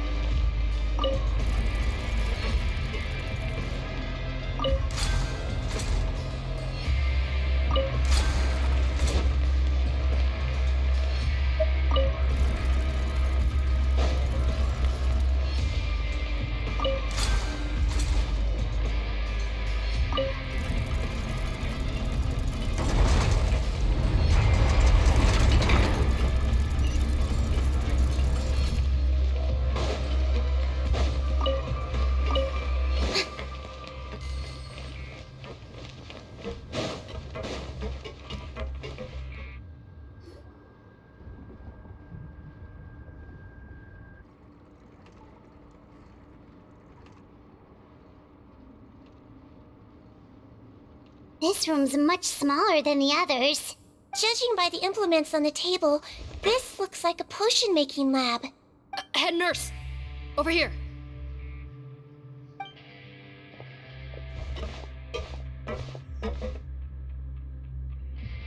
Let's Let's see.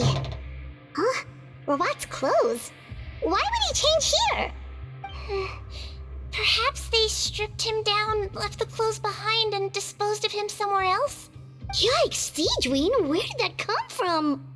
Oh, what a tragic way to go. Especially with such a bright future ahead of him.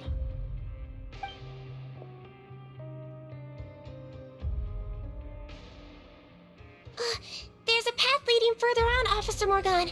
Let's keep up the pace.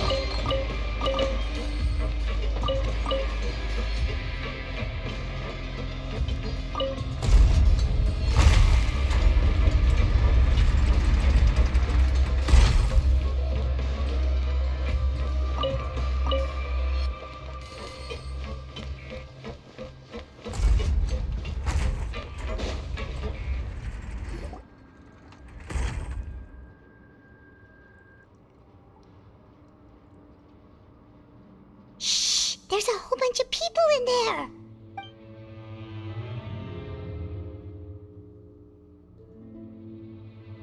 Are you serious? You're telling us that within a day, our faces are going to rot like yours? Fontanian physiology changed dramatically after that great flood, and it's not as compatible with this face-changing solution as before. The side effects are as you can see. Why didn't you say anything before we all used it? Look, my plan got y'all out of prison, didn't it? You'd have much bigger problems to worry about right now if the Marshal Say Phantom found out about your other crimes. Consider an ugly mug getting off lightly. Ugh. You're just lucky we didn't leave you in there after you disappeared on us with no warning. We only let it slide because we're former partners. And now you have the gall to pull a stunt like this? Partners? Make no mistake, each of us is only looking out for himself. If you place too much trust in others, well, I'm afraid that's your problem. You hid things from me too. Remember how you each had a spare potion? You kept quiet about it until we planned the prison break? Oh, and you didn't have a secret spare? Then do you want to explain how you melted your face off before all this? Guys, that's enough. Calm down. It is what it is. Arguing won't change anything. What's the plan, Parton? I'm assuming you brought us here for a reason? There is no plan. We followed him here on the promise of more juice, but it turns out there ain't a drop here. Besides, what does it matter now anyway? He already said, even if we did get our hands on more of that stuff, switching faces again solves nothing. They're still gonna melt off eventually. I said enough arguing. Parton, tell us the plan. The most practical solution is to continue using the potion. Keep switching to a new face before the ulcers can start forming. Are you kidding me?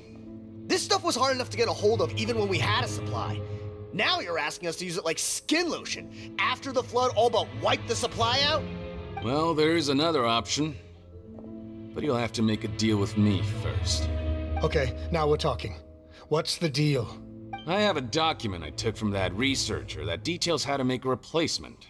Just give me one bottle of the undiluted fluid, and I'll get to work. What's the problem? I thought you always kept reserves. Or do you really just have one spare bottle each? What do you think? That we were shipping them into the Fortress of Meropide by the basket load? Well then, say hello to never showing your marred faces in public again. Ugh, I've heard enough! Get him! Let's see if that document even exists! Freeze! Marshal Say Phantom! What? Who let them in? Officer Morgan, before anything else, please find out Rawat's status. Rawat? I don't see him. Hand over the hostage now, if you want any chance of avoiding an extension to your sentences. Spare us your condescending attempts to coax us back to our cells. You think we're looking to negotiate? Rawat is dead. Pardon? Arrest them all! Don't let anyone get away! Yoo-hoo! Here we go. Think you can get away? Motion to compel. But my defense was watertight. Boom, boom! Let the world collide! Torrent, bring refuge!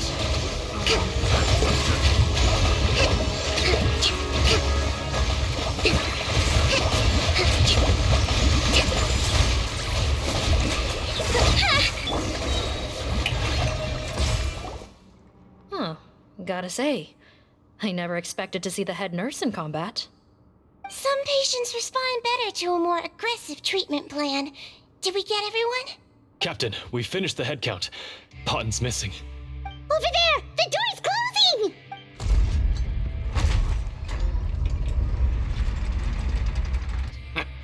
One group trying to arrest me, another trying to hunt me down. Good. I gotta kill two birds with one stone. How did he get up there? There must be a secret passage somewhere. Find it! Don't waste your energy. I already sealed it off. How naive. We have more people outside. If we're not back out by the agreed time, they'll come to our rescue. Well then, you'd better hope they get here in time. There's some kind of gas leaking from the pipes. Be careful, it's poisonous. This is our distribution center, where we store the product derived from our source solution. We had to use special fire prevention methods to prevent contamination. The pipe network here was designed to emit a gas for firefighting. One little modification later, and it makes an efficient death trap. Why would you do this? Your partners are here too. Oh, please. If they can't supply what I need, they're of no further use to me. Besides, I can't have them exposing my potential whereabouts. He's a maniac! Come on, we gotta find a way to open that door! Go ahead, struggle in vain. Once the last of you croaks, no one will ever find me again. So long! Are you sure you're ready to leave, Potten? You haven't changed your dressing today. You can't cure my face, just give up. And what if I could? Nice try. You're just trying to stall me. Don't you worry about me. I'll find a way to cure my face once I get out of here. Oh, I doubt it. After all, Fontanians can no longer dissolve in primordial seawater. What the? How did you? The key component of the face-changing potion is the fluid left behind by dissolved Fontanians. It might look like ordinary water, but it has some unique elements in it.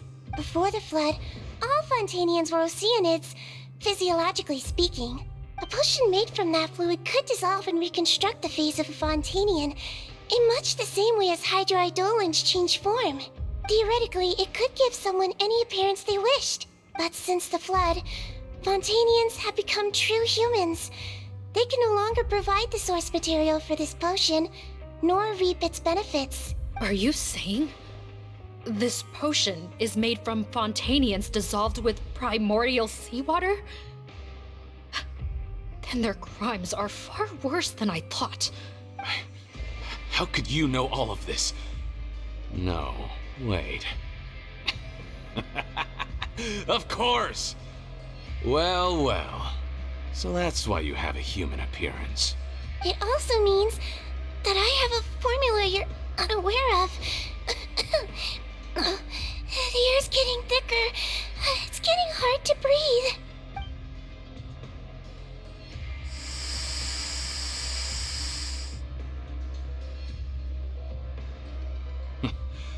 I might get to make a deal today after all. Alright, keep talking. How do you intend to give me the formula? Oh, it's not a formula, but a finished product. I have a bottle of it right here. What? When I tried Rawat's skincare product, I noticed it had a certain special component in it. So I had my friends gather some other ingredients for me, and sure enough, a little experimenting later, I'd produced the potion. I'm guessing his skincare lotion contains the fruits of your joint research? Huh. Impressive guesswork. Yeah, we were his supplier for some of the raw ingredients. But it only contains a tiny amount of the active ingredient. The effect is minuscule compared to the undiluted fluid. Well, I found a way to reverse the dilution process, giving the skincare lotion a similar effect to the fluid it is derived from. That's impossible. If I tell you some of the ingredients, I think you can figure it out. First, you need to combine tainted hydro phantasm tissue with transoceanic pearls at a ratio of around 3 to 7. Tainted hydrophantasms and transoceanic pearls. I see. Can't believe I never thought of that. So, can we make a deal? Sounds good to me. There's a delivery pipeline beneath this window. Drop the potion in, and I'll release you all. Nope, not trusting you that easily.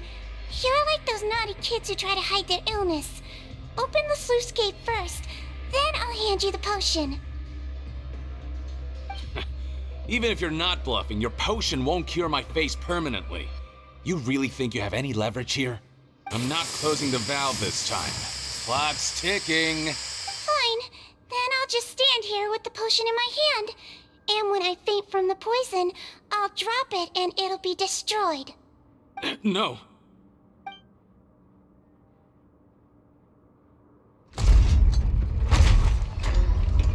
It's open! Disable that sluice gate! Jam it!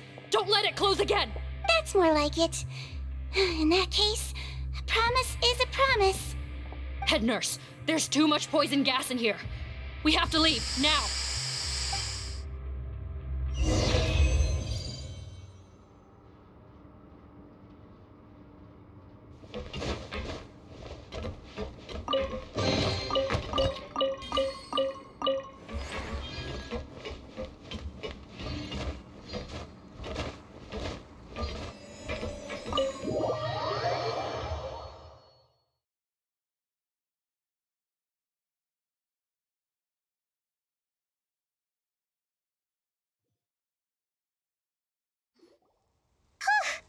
That was too close. That button is a real nasty piece of work. Oh, don't be too quick to sit down. Moving around a little will help relieve the soreness. Same goes for you, Traveler. Oh, but Paimon, you should be fine, right? Flying fast is pretty tiring too, actually. Anyway, that's not important right now. Paimon's still shocked to learn that there's a whole criminal operation going on behind that skincare lotion. Shame I ended up giving the improved version to Potton after finally making it for you. I'll make you some more, I promise. No, please don't. Paimon doesn't want to use that stuff anymore. Still, it was a pretty good job that Paimon wanted to buy some in the first place, huh? It ended up saving everyone's lives. That's gotta count for something. Yeah, Paimon was just kidding. Head nurse, I've done a final head count of our team and the criminals. Everyone's here and doing fine. We're ready to escort the fugitives back to the Fortress of Meropide. It's a shame that we didn't find Rawat. At this point, I'm afraid he's probably deceased. What a horrible bunch. Especially that Potton guy. If he hadn't made good on that deal, we'd all be dead because of him. No, we wouldn't. I always keep a whole bunch of antidotes on me for emergencies, and one of them neutralizes that poison gas. We'd have been fine, even if you hadn't opened the gate. What? Then why did you give him the potion? If this is true, I must concur. Sorry to be blunt, but I think you made a bad decision by handing him that bottle. If he changes his appearance and flees Fontaine, it's unlikely that we'll ever find him. No matter how cooperative his accomplices are when we question them. No, you don't understand. I gave him the potion precisely so we could be sure where he'll go next.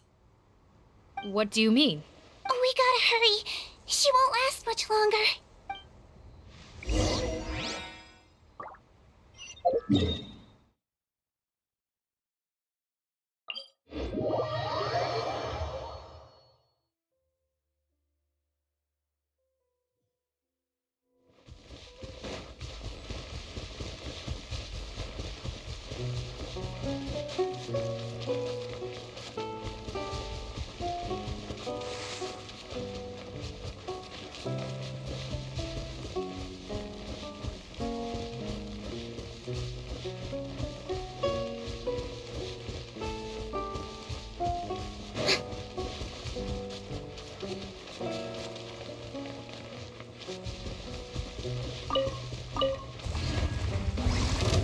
Shower me with praise! Allow me! Yahoo! Yeah!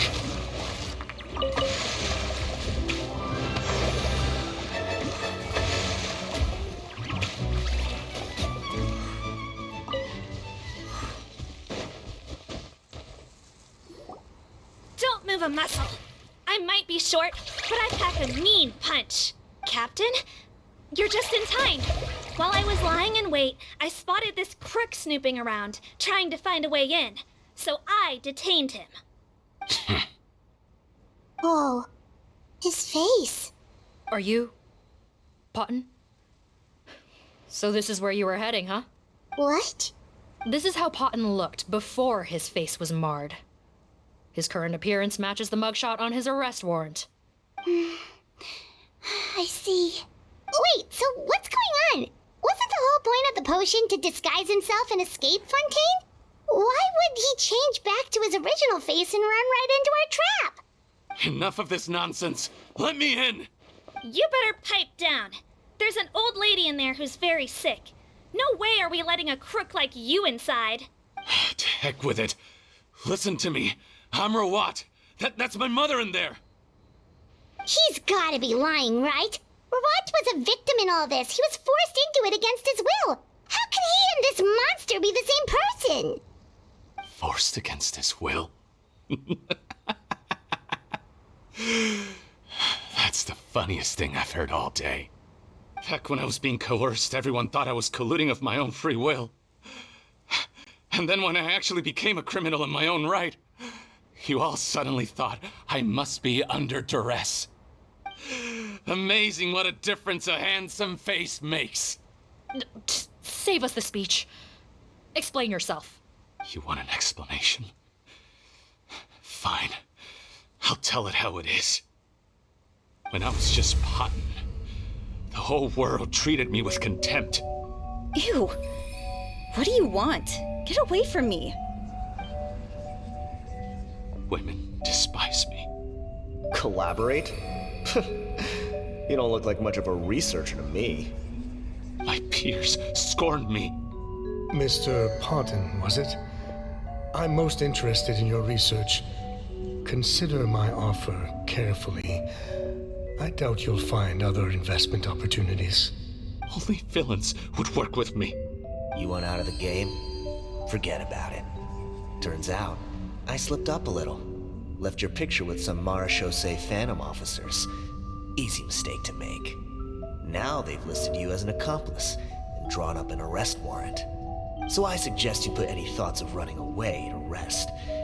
If you get caught by the guards for being in the synth business, you ain't ever seeing the light of day again. There was no way out for me. Until I could stop being Potton. Mr. Rawat, I have something I'd like to tell you.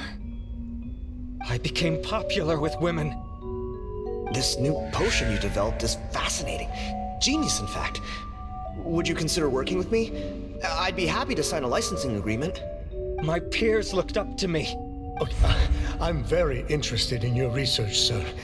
You must no doubt have offers from countless investors, so far be it from me to ask for a full collaboration, per se. I merely wanted to express my interest. No pressure at all, naturally. And the villains even began to fear me. Becoming Rawat showed me what a superficial world we live in, but I did not hold a grudge. After all, this superficiality could be made to work in my favor. Or so I thought. But alas, the world seemed bent on finding a reason to make me despise it. Mother, I'm back. How are you doing? Who are you? I bought the best medicine Mora could buy, but nothing would cure her illness. In the end, I hoped she'd at least be able to see her son one last time before she passed, but when everyone else rejected me, the only person who cared about me was my mother. Then, when I became a rising star in the Fontaine Research Institute, I was unrecognizable to her. I have to let her see me again. Even if it means donning my own wretched, ugly face. Well, is that enough explaining for you? Now do you understand? Let me inside already! Have you ever considered if you'll even be able to look your mother in the eyes after what you've done? You found a way to completely change your identity. You could easily have escaped from them. But no, you chose to keep working with them. Why would I want to give up on such a lucrative business? The profits were dozens of times that of the synth business, and it was all above board. So you kept being a villain just for the money? Villain? By what standard? Is doing evil deeds really what makes someone a villain in your eyes? Or does it all come down to the way they look? None of you saw a villain when I was wearing my other face, did you? You have no right to judge me! You're all just fake people living in a hypocritical world! I regret nothing! My mother would understand! You're a villain to the core! But especially that tongue! Honestly, I don't see a villain when I look at your current face either. Don't humor me. You don't seem surprised by my confession in the least. How long have you known the truth? I didn't know anything for sure until you chose to take that potion bottle and spare our lives. But if you're asking when I started suspecting you, it was the first time you came to see me at the infirmary. I had to confirm my suspicions. That's why I chose to join this investigation. Are you kidding me? A young, promising researcher and a wretched criminal? What on earth gave you the idea that they could be one and the same person? Well, there were no visual clues. This potion's face-changing effects are very powerful. Even as a Melusine, I couldn't see through the disguise. But I believe I understand humanity a little better than most of my kind. Humans have certain fundamental qualities that do not change with their appearance. Fundamental qualities, huh? So you think you're the one who's seen through me, do you? Most people probably don't know this, but I think I can guess what your deal is. Melusine constitutions are very close to that of water, so it stands to reason that the potion should work on them too. You used it yourself, didn't you? That's why you have a human appearance. Sigewinne? Yes, you're right. I'll bet it was back in the days when Melusines were discriminated against because of their appearance. It was either carry on living in the gutters as part of an alien race cast out by humanity, or become the head nurse of the Fortress of Meropide, revered by all. Not a hard choice to make. It's a no-brainer. So you see, you and I were the same. And I'm the one who saw through you! That's not important right now. You came here to see your mother, didn't you? Well, I can grant you your wish. Huh? Head nurse, I'm not sure that's a good idea in his current state. Don't worry. Back in the warehouse when I traded the potion for our lives, I was doing it to test him. He was willing to risk sacrificing his only chance of escaping capture by opening the gate in exchange for the potion. Also, he could see his mother again. If nothing else, his concern for his mother is genuine. I see. So before you arrest him, please allow him to see his mother one last time. The Traveler and I will accompany him. You have nothing to worry about. All right. I understand.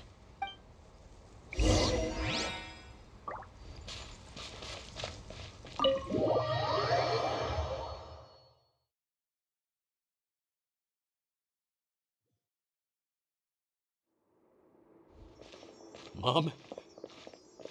It's me, Potton, your son. You recognize me now, don't you? Mom, what's wrong? I'm sorry, but I have some bad news.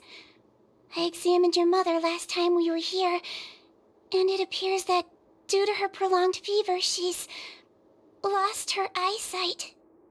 What? Your appearance no longer has any bearing on her ability to recognize you. But there are always other ways to remind our loved ones who we are, wouldn't you say? No, it can't be. Please, Mom, open your eyes. It's me, your son, Potton. If you really can't see my face, then here, take my hand. Tell me you feel your son's hand. I've done so much to get to this point. Please, you have to recognize me. No. The temperature of his palm must have changed. I'm sorry. It seems I couldn't bring him back to you after all.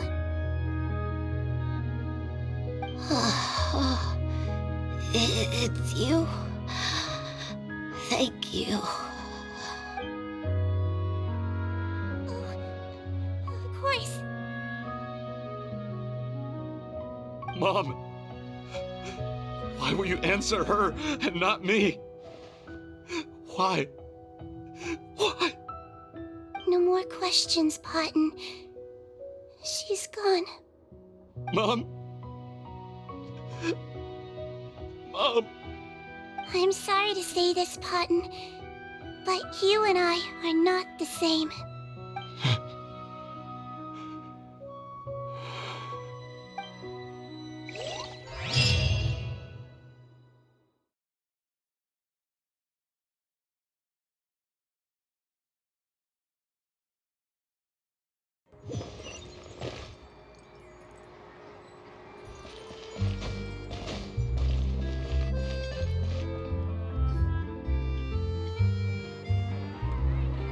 The wait is over, everyone! The sale of our new skincare product, Meropide Essence, will now begin. Another skincare promotion! And it's selling as fast as last time. Wonder what people would think if they knew what was in the last batch. Oh, Sigewinne's here too! Hey, Sigewinne! Oh, Traveler Paimon, hello! I hope you two got a good rest yesterday after all your hard work. Of course! Nurse's orders, right? Anyway, are you here to take notes for your next article? Actually, I'm mostly here to help Officer Morgan wrap up yesterday's case. Ah, that reminds Paimon. That stuff sold like crazy, didn't it? Is it gonna cause huge problems? Nope, there's nothing to worry about. Unless modified, Butterfly Dew is an excellent skincare product that's completely safe to use. Besides, officers have already retrieved all Butterfly Dew purchased on the market. Now it's just a matter of disposal. After consulting Monsieur Nervulette, I came up with a way to neutralize any harmful effects, so it'll evaporate naturally without polluting water or soil. Wow, it's Sigewinne to the rescue again! Thank you for serving as our consultant, head nurse. All the butterfly dew we recovered has been disposed of, according to your instructions. Great! Good job, everyone! Also, you mentioned you wanted a copy of Rawat's interrogation records. Well, technically, Potton's records. Anyway, I have them with me. Here. After he saw his mother for the last time, it was like all his mental defenses came crashing down. He put up no resistance during the interrogation, and answered all our questions. We learned a lot. Apparently, the formula was something he discovered by chance while helping the criminal gang produce synth. Later, he came up with the idea to dilute it and use the resulting substance as a skincare product. Their supplier was Vache, but you could also argue that they were the ones doing him a favor. His operation helped Vache's gang dispose of an enormous amount of evidence. It made for a seamless collaboration. One man's trash was another man's treasure, and there were no loose ends. It's no wonder we never noticed what Potten's gang was up to. Vache again, huh? Is there still no end to the harm he caused? Make no mistake. The crimes of Vache and his accomplices will come to an end. It's only a matter of time. Since the flood cut off their supply of primordial seawater, they've been forced to resort to riskier methods, like using their private reserve to attack people on the street. Naturally, those attempts all ended in failure. After receiving numerous reports, we were able to zero in on the gang and eventually round them up. That sounds more like it. Based on what he told us in his confession, we pretty much had him backed into a corner, even though he made a point of distancing himself from the gang while disguised as Rawat. He tried to throw us off his tail by reporting his accomplices, giving him enough time to transform back into Potten and see his mother one last time. But there was one thing he hadn't anticipated. Even though Potten had been missing for a long time, we were very much still on the lookout for him. So the moment he appeared in public after changing back to his original appearance, we caught him. So he tried this once before, huh? Guess he really did want his mother to see him again. But in the end... Looking at the interrogation records, it seems like he spent the first sum of money he earned as Rawat on his mother's treatment. Yes, which is why I suspect that his initial motive for using the potion was not personal greed, but a desire to become somebody who had the power to save her. Even so, he went too far. In the end, he got what he deserved. I understand. Thank you for bringing me these records. Why did you want them anyway? Potten was one of my patients, so I need to put together a medical file for him. My teacher always stressed that a person's life experiences are just as important to their file as their medical history. Why are you still treating him like your patient? Isn't he kind of beyond redemption now? That may be true, but a patient is a patient, regardless of the choices that bring them to my care. One last thing, head nurse. Please keep everything you know about this potion a secret. It would be for the best if most of Fontaine knows nothing of its existence. I know my fellow officers and I will be able to sleep easier if that's the case. Of course. Not to worry. Thank you for understanding. I'll take my leave then. So, Sigewinne, did you really use that potion yourself? Why do you sound so surprised, Paimon? I told you all about it. It was quite a while ago now. You mean that story about the witch and the potion? So it was really, actually, genuinely a true story? Yes, it really, actually, genuinely was. But... I know. There are some secrets I can't tell anyone about. But considering everything we've been through together, I know I can trust you with them. Before I tell you, though, could you follow me somewhere? I want to pay my respects to an old friend. Of course!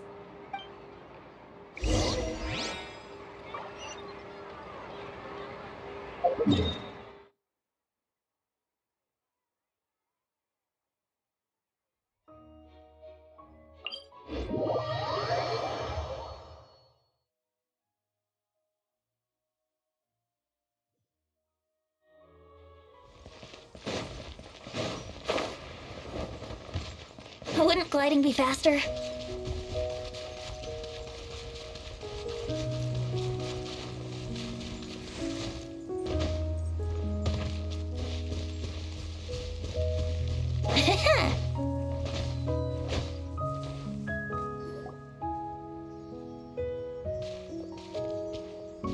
Oh, Nervalette and Risley, they're here too! Good to see you, Traveler. Paimon. I trust all has been going well for you? Big news, everyone. The Udex is out of his office on important business. Is that genuinely something people would consider big news? Why wouldn't they? Important business is a big deal. Ah, yes, you're quite right. When someone you care about requires emotional support, being there for them at the right time and place is of the utmost importance. After reading the Maréchal Phantom's reports, I had a feeling a trip here might be in order. Take note. That, my friends, is how Monsieur Neuvillette shows that he cares. We're both here for the same purpose, actually, to accompany Sigewinne as she pays her respects to her late teacher. So the old friend she mentioned was her teacher then? The witch? Oh, sorry. Paimon didn't mean to be rude. It's only because Sigewinne calls her that all the time, so... I doubt she considers that title to be offensive, Paimon. Don't worry. Indeed. In fact, I believe Sigewinne would take it as a sign of affection. She has spoken of this doctor on many occasions, and it sounds like she was a truly generous individual. In those days, many people harbored prejudices against Melusines. She was the only teacher willing to take Sigewinne on as a student. Wow. It's really nice of you two to be here for Sigewinne. Guess you guys really look out for your younger colleagues, huh? Younger colleague? Well, that might be true for the Udex, but I'm not sure I can say the same. Sigewinne served a sentence in the Fortress of Meropide hundreds of years ago, and after she did her time, she decided to stick around. She's been an integral part of our administration ever since. Strictly speaking, the head nurse has been around longer than most people in the fortress, myself included. Pretty sure that makes me the younger colleague. She served a sentence? Yes. Long before I became Udex, there was an ancient law in Fontaine that prohibited any attempt to transform another species into a human.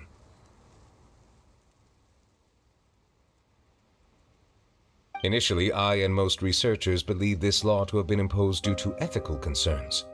But now, it seems more likely that the law was nothing more than an insurance policy, a way for Egeria to ensure that her people would remain insulated from the truth, thus enabling them to lead more straightforward, happier lives. Ignorance is bliss, as they say. Sigewinne had her reasons for choosing to obtain a human form, but the act was nonetheless in clear violation of the law. Could you tell us a little bit more about what happened back then? Certainly. Sigewinne does not object to her close friends learning about her history. In fact, I first learned of it myself because she confessed the truth to me of her own volition.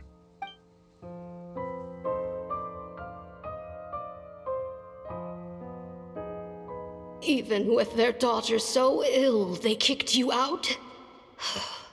Stubborn as always. And prejudice isn't a disease I can cure either. Shame that I don't have the energy to get over there. You're laughable, you old witch. You want to save everyone in Fontaine, but you can't even save the patient before you. Master, what are you? I discovered a strange disease, one I suspect that every Fontainian suffers from. But without witnesses or proof, no one will believe me.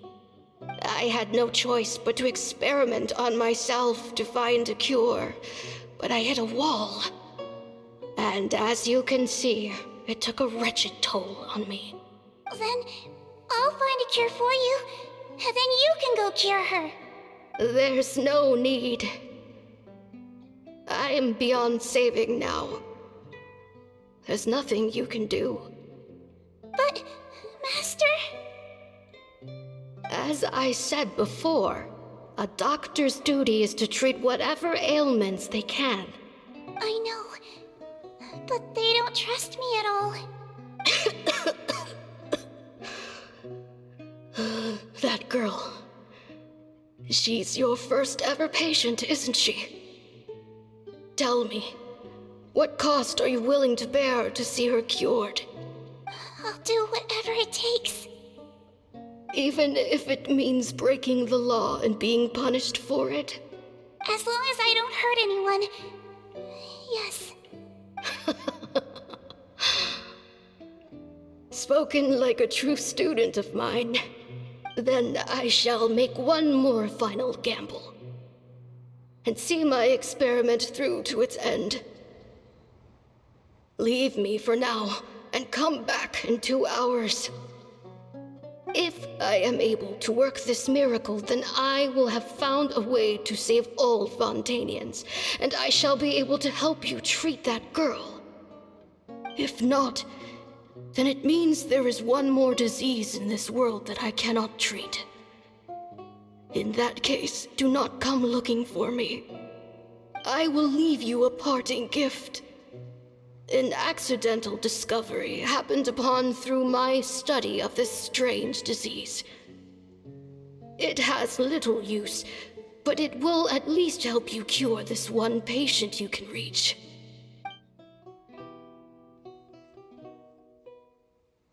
When Sigewinne returned, the miracle had not occurred. She found a potion bottle and a note on the table.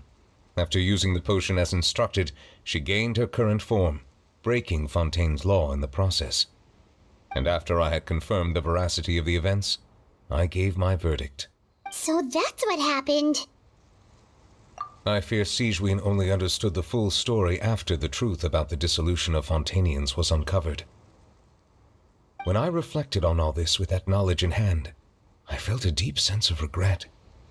As I use the law to uphold justice, there are times when I cannot help but acknowledge its ruthlessness. After the final details of the events surrounding Sigewinne's transformation came to light, I checked several sources and, thankfully, the legal code does not require Sigewinne to shoulder any additional punishment. Wonder how she feels about all this. Since she invited you here, I imagine she intends to speak of these matters with you, no?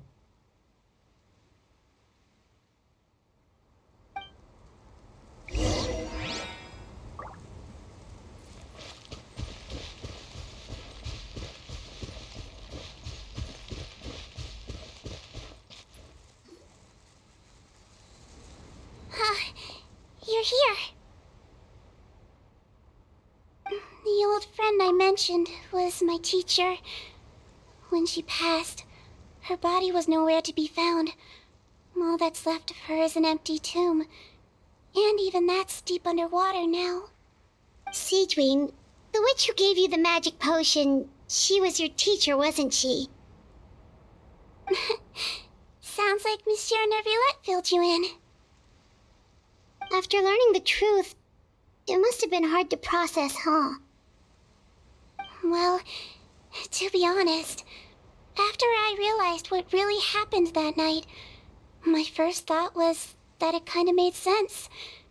It seemed exactly like the sort of thing she would do. But she was planning to sacrifice herself and never told you. That's just who she was. If lying is what it took to get a kid to take their medicine, then that's what she'd do.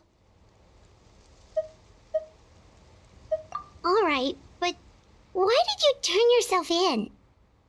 I broke the law, simple as that. My teacher made her choice, and I made mine. True. It's just the way Potton framed it when he was asking you all those questions, it made Paimon really mad. You're not like him at all, and everything Neuvillette said confirms that. And yet, you were still convicted and thrown in prison. It just feels so unfair. Unfair? I happen to think just the opposite. If I hadn't served that time, I'm not sure I would have been able to stay strong when he was questioning me. Well, what makes you say that? I knew you'd be curious. Let me tell you a story. The verdict came down. This Melusine is guilty. The Iudex defended the authority of Fontaine law, but he did not confiscate the Melusine's medical kit. And so, the Fortress of Meropide gained a new little doctor. She still wore her hood and raincoat, even though it never rained in the fortress. Perhaps thanks to her human appearance, no one refused her treatment. She treated more and more patients, and her sentence grew ever shorter. Finally, the people of the fortress could not live without her, and though her sentence ended, she did not leave them either. Then one day, she received an invitation from the outside world. The location seemed familiar, and when she arrived, an old lady was waiting for her. She saw right through the Melusine's disguise but didn't reveal it. Instead, she asked a question. Tell me, why do you think you gained the respect of so many people, despite being a Melusine? Because I look like a human? It's been 50 years, Sigewinne, and you haven't aged a day. I think everyone knows you are not human. I finally found you, after all these years. I still remember, you know. It was you who saved me that night. But how?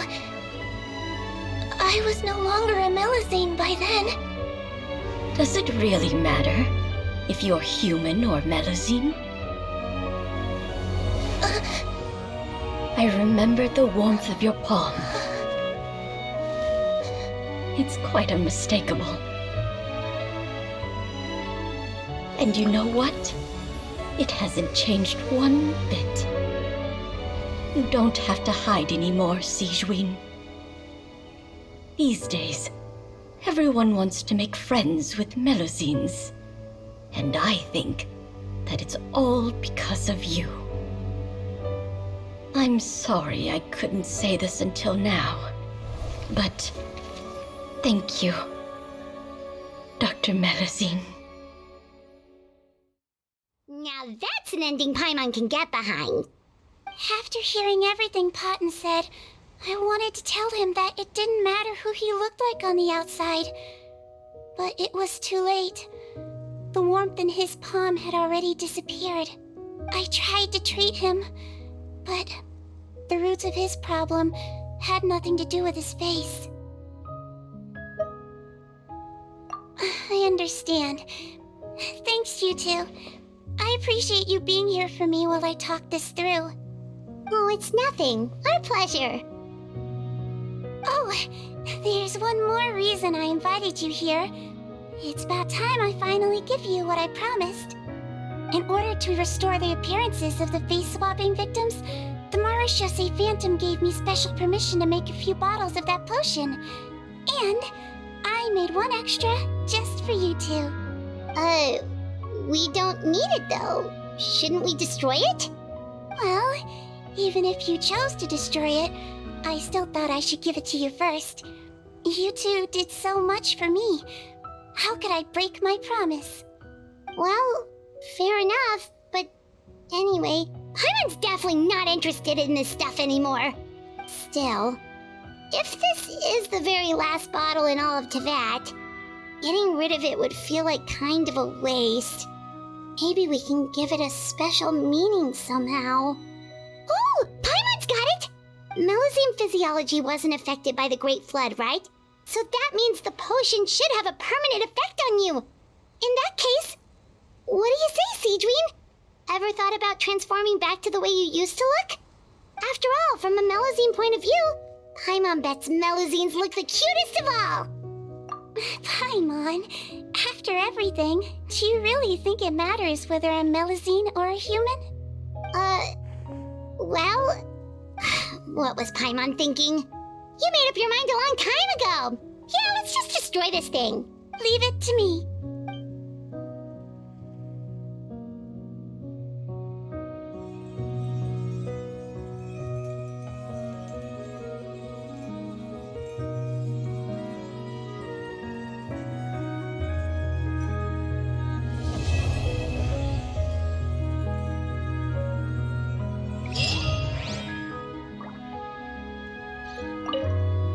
I'd like to stay here with my teacher for a little longer.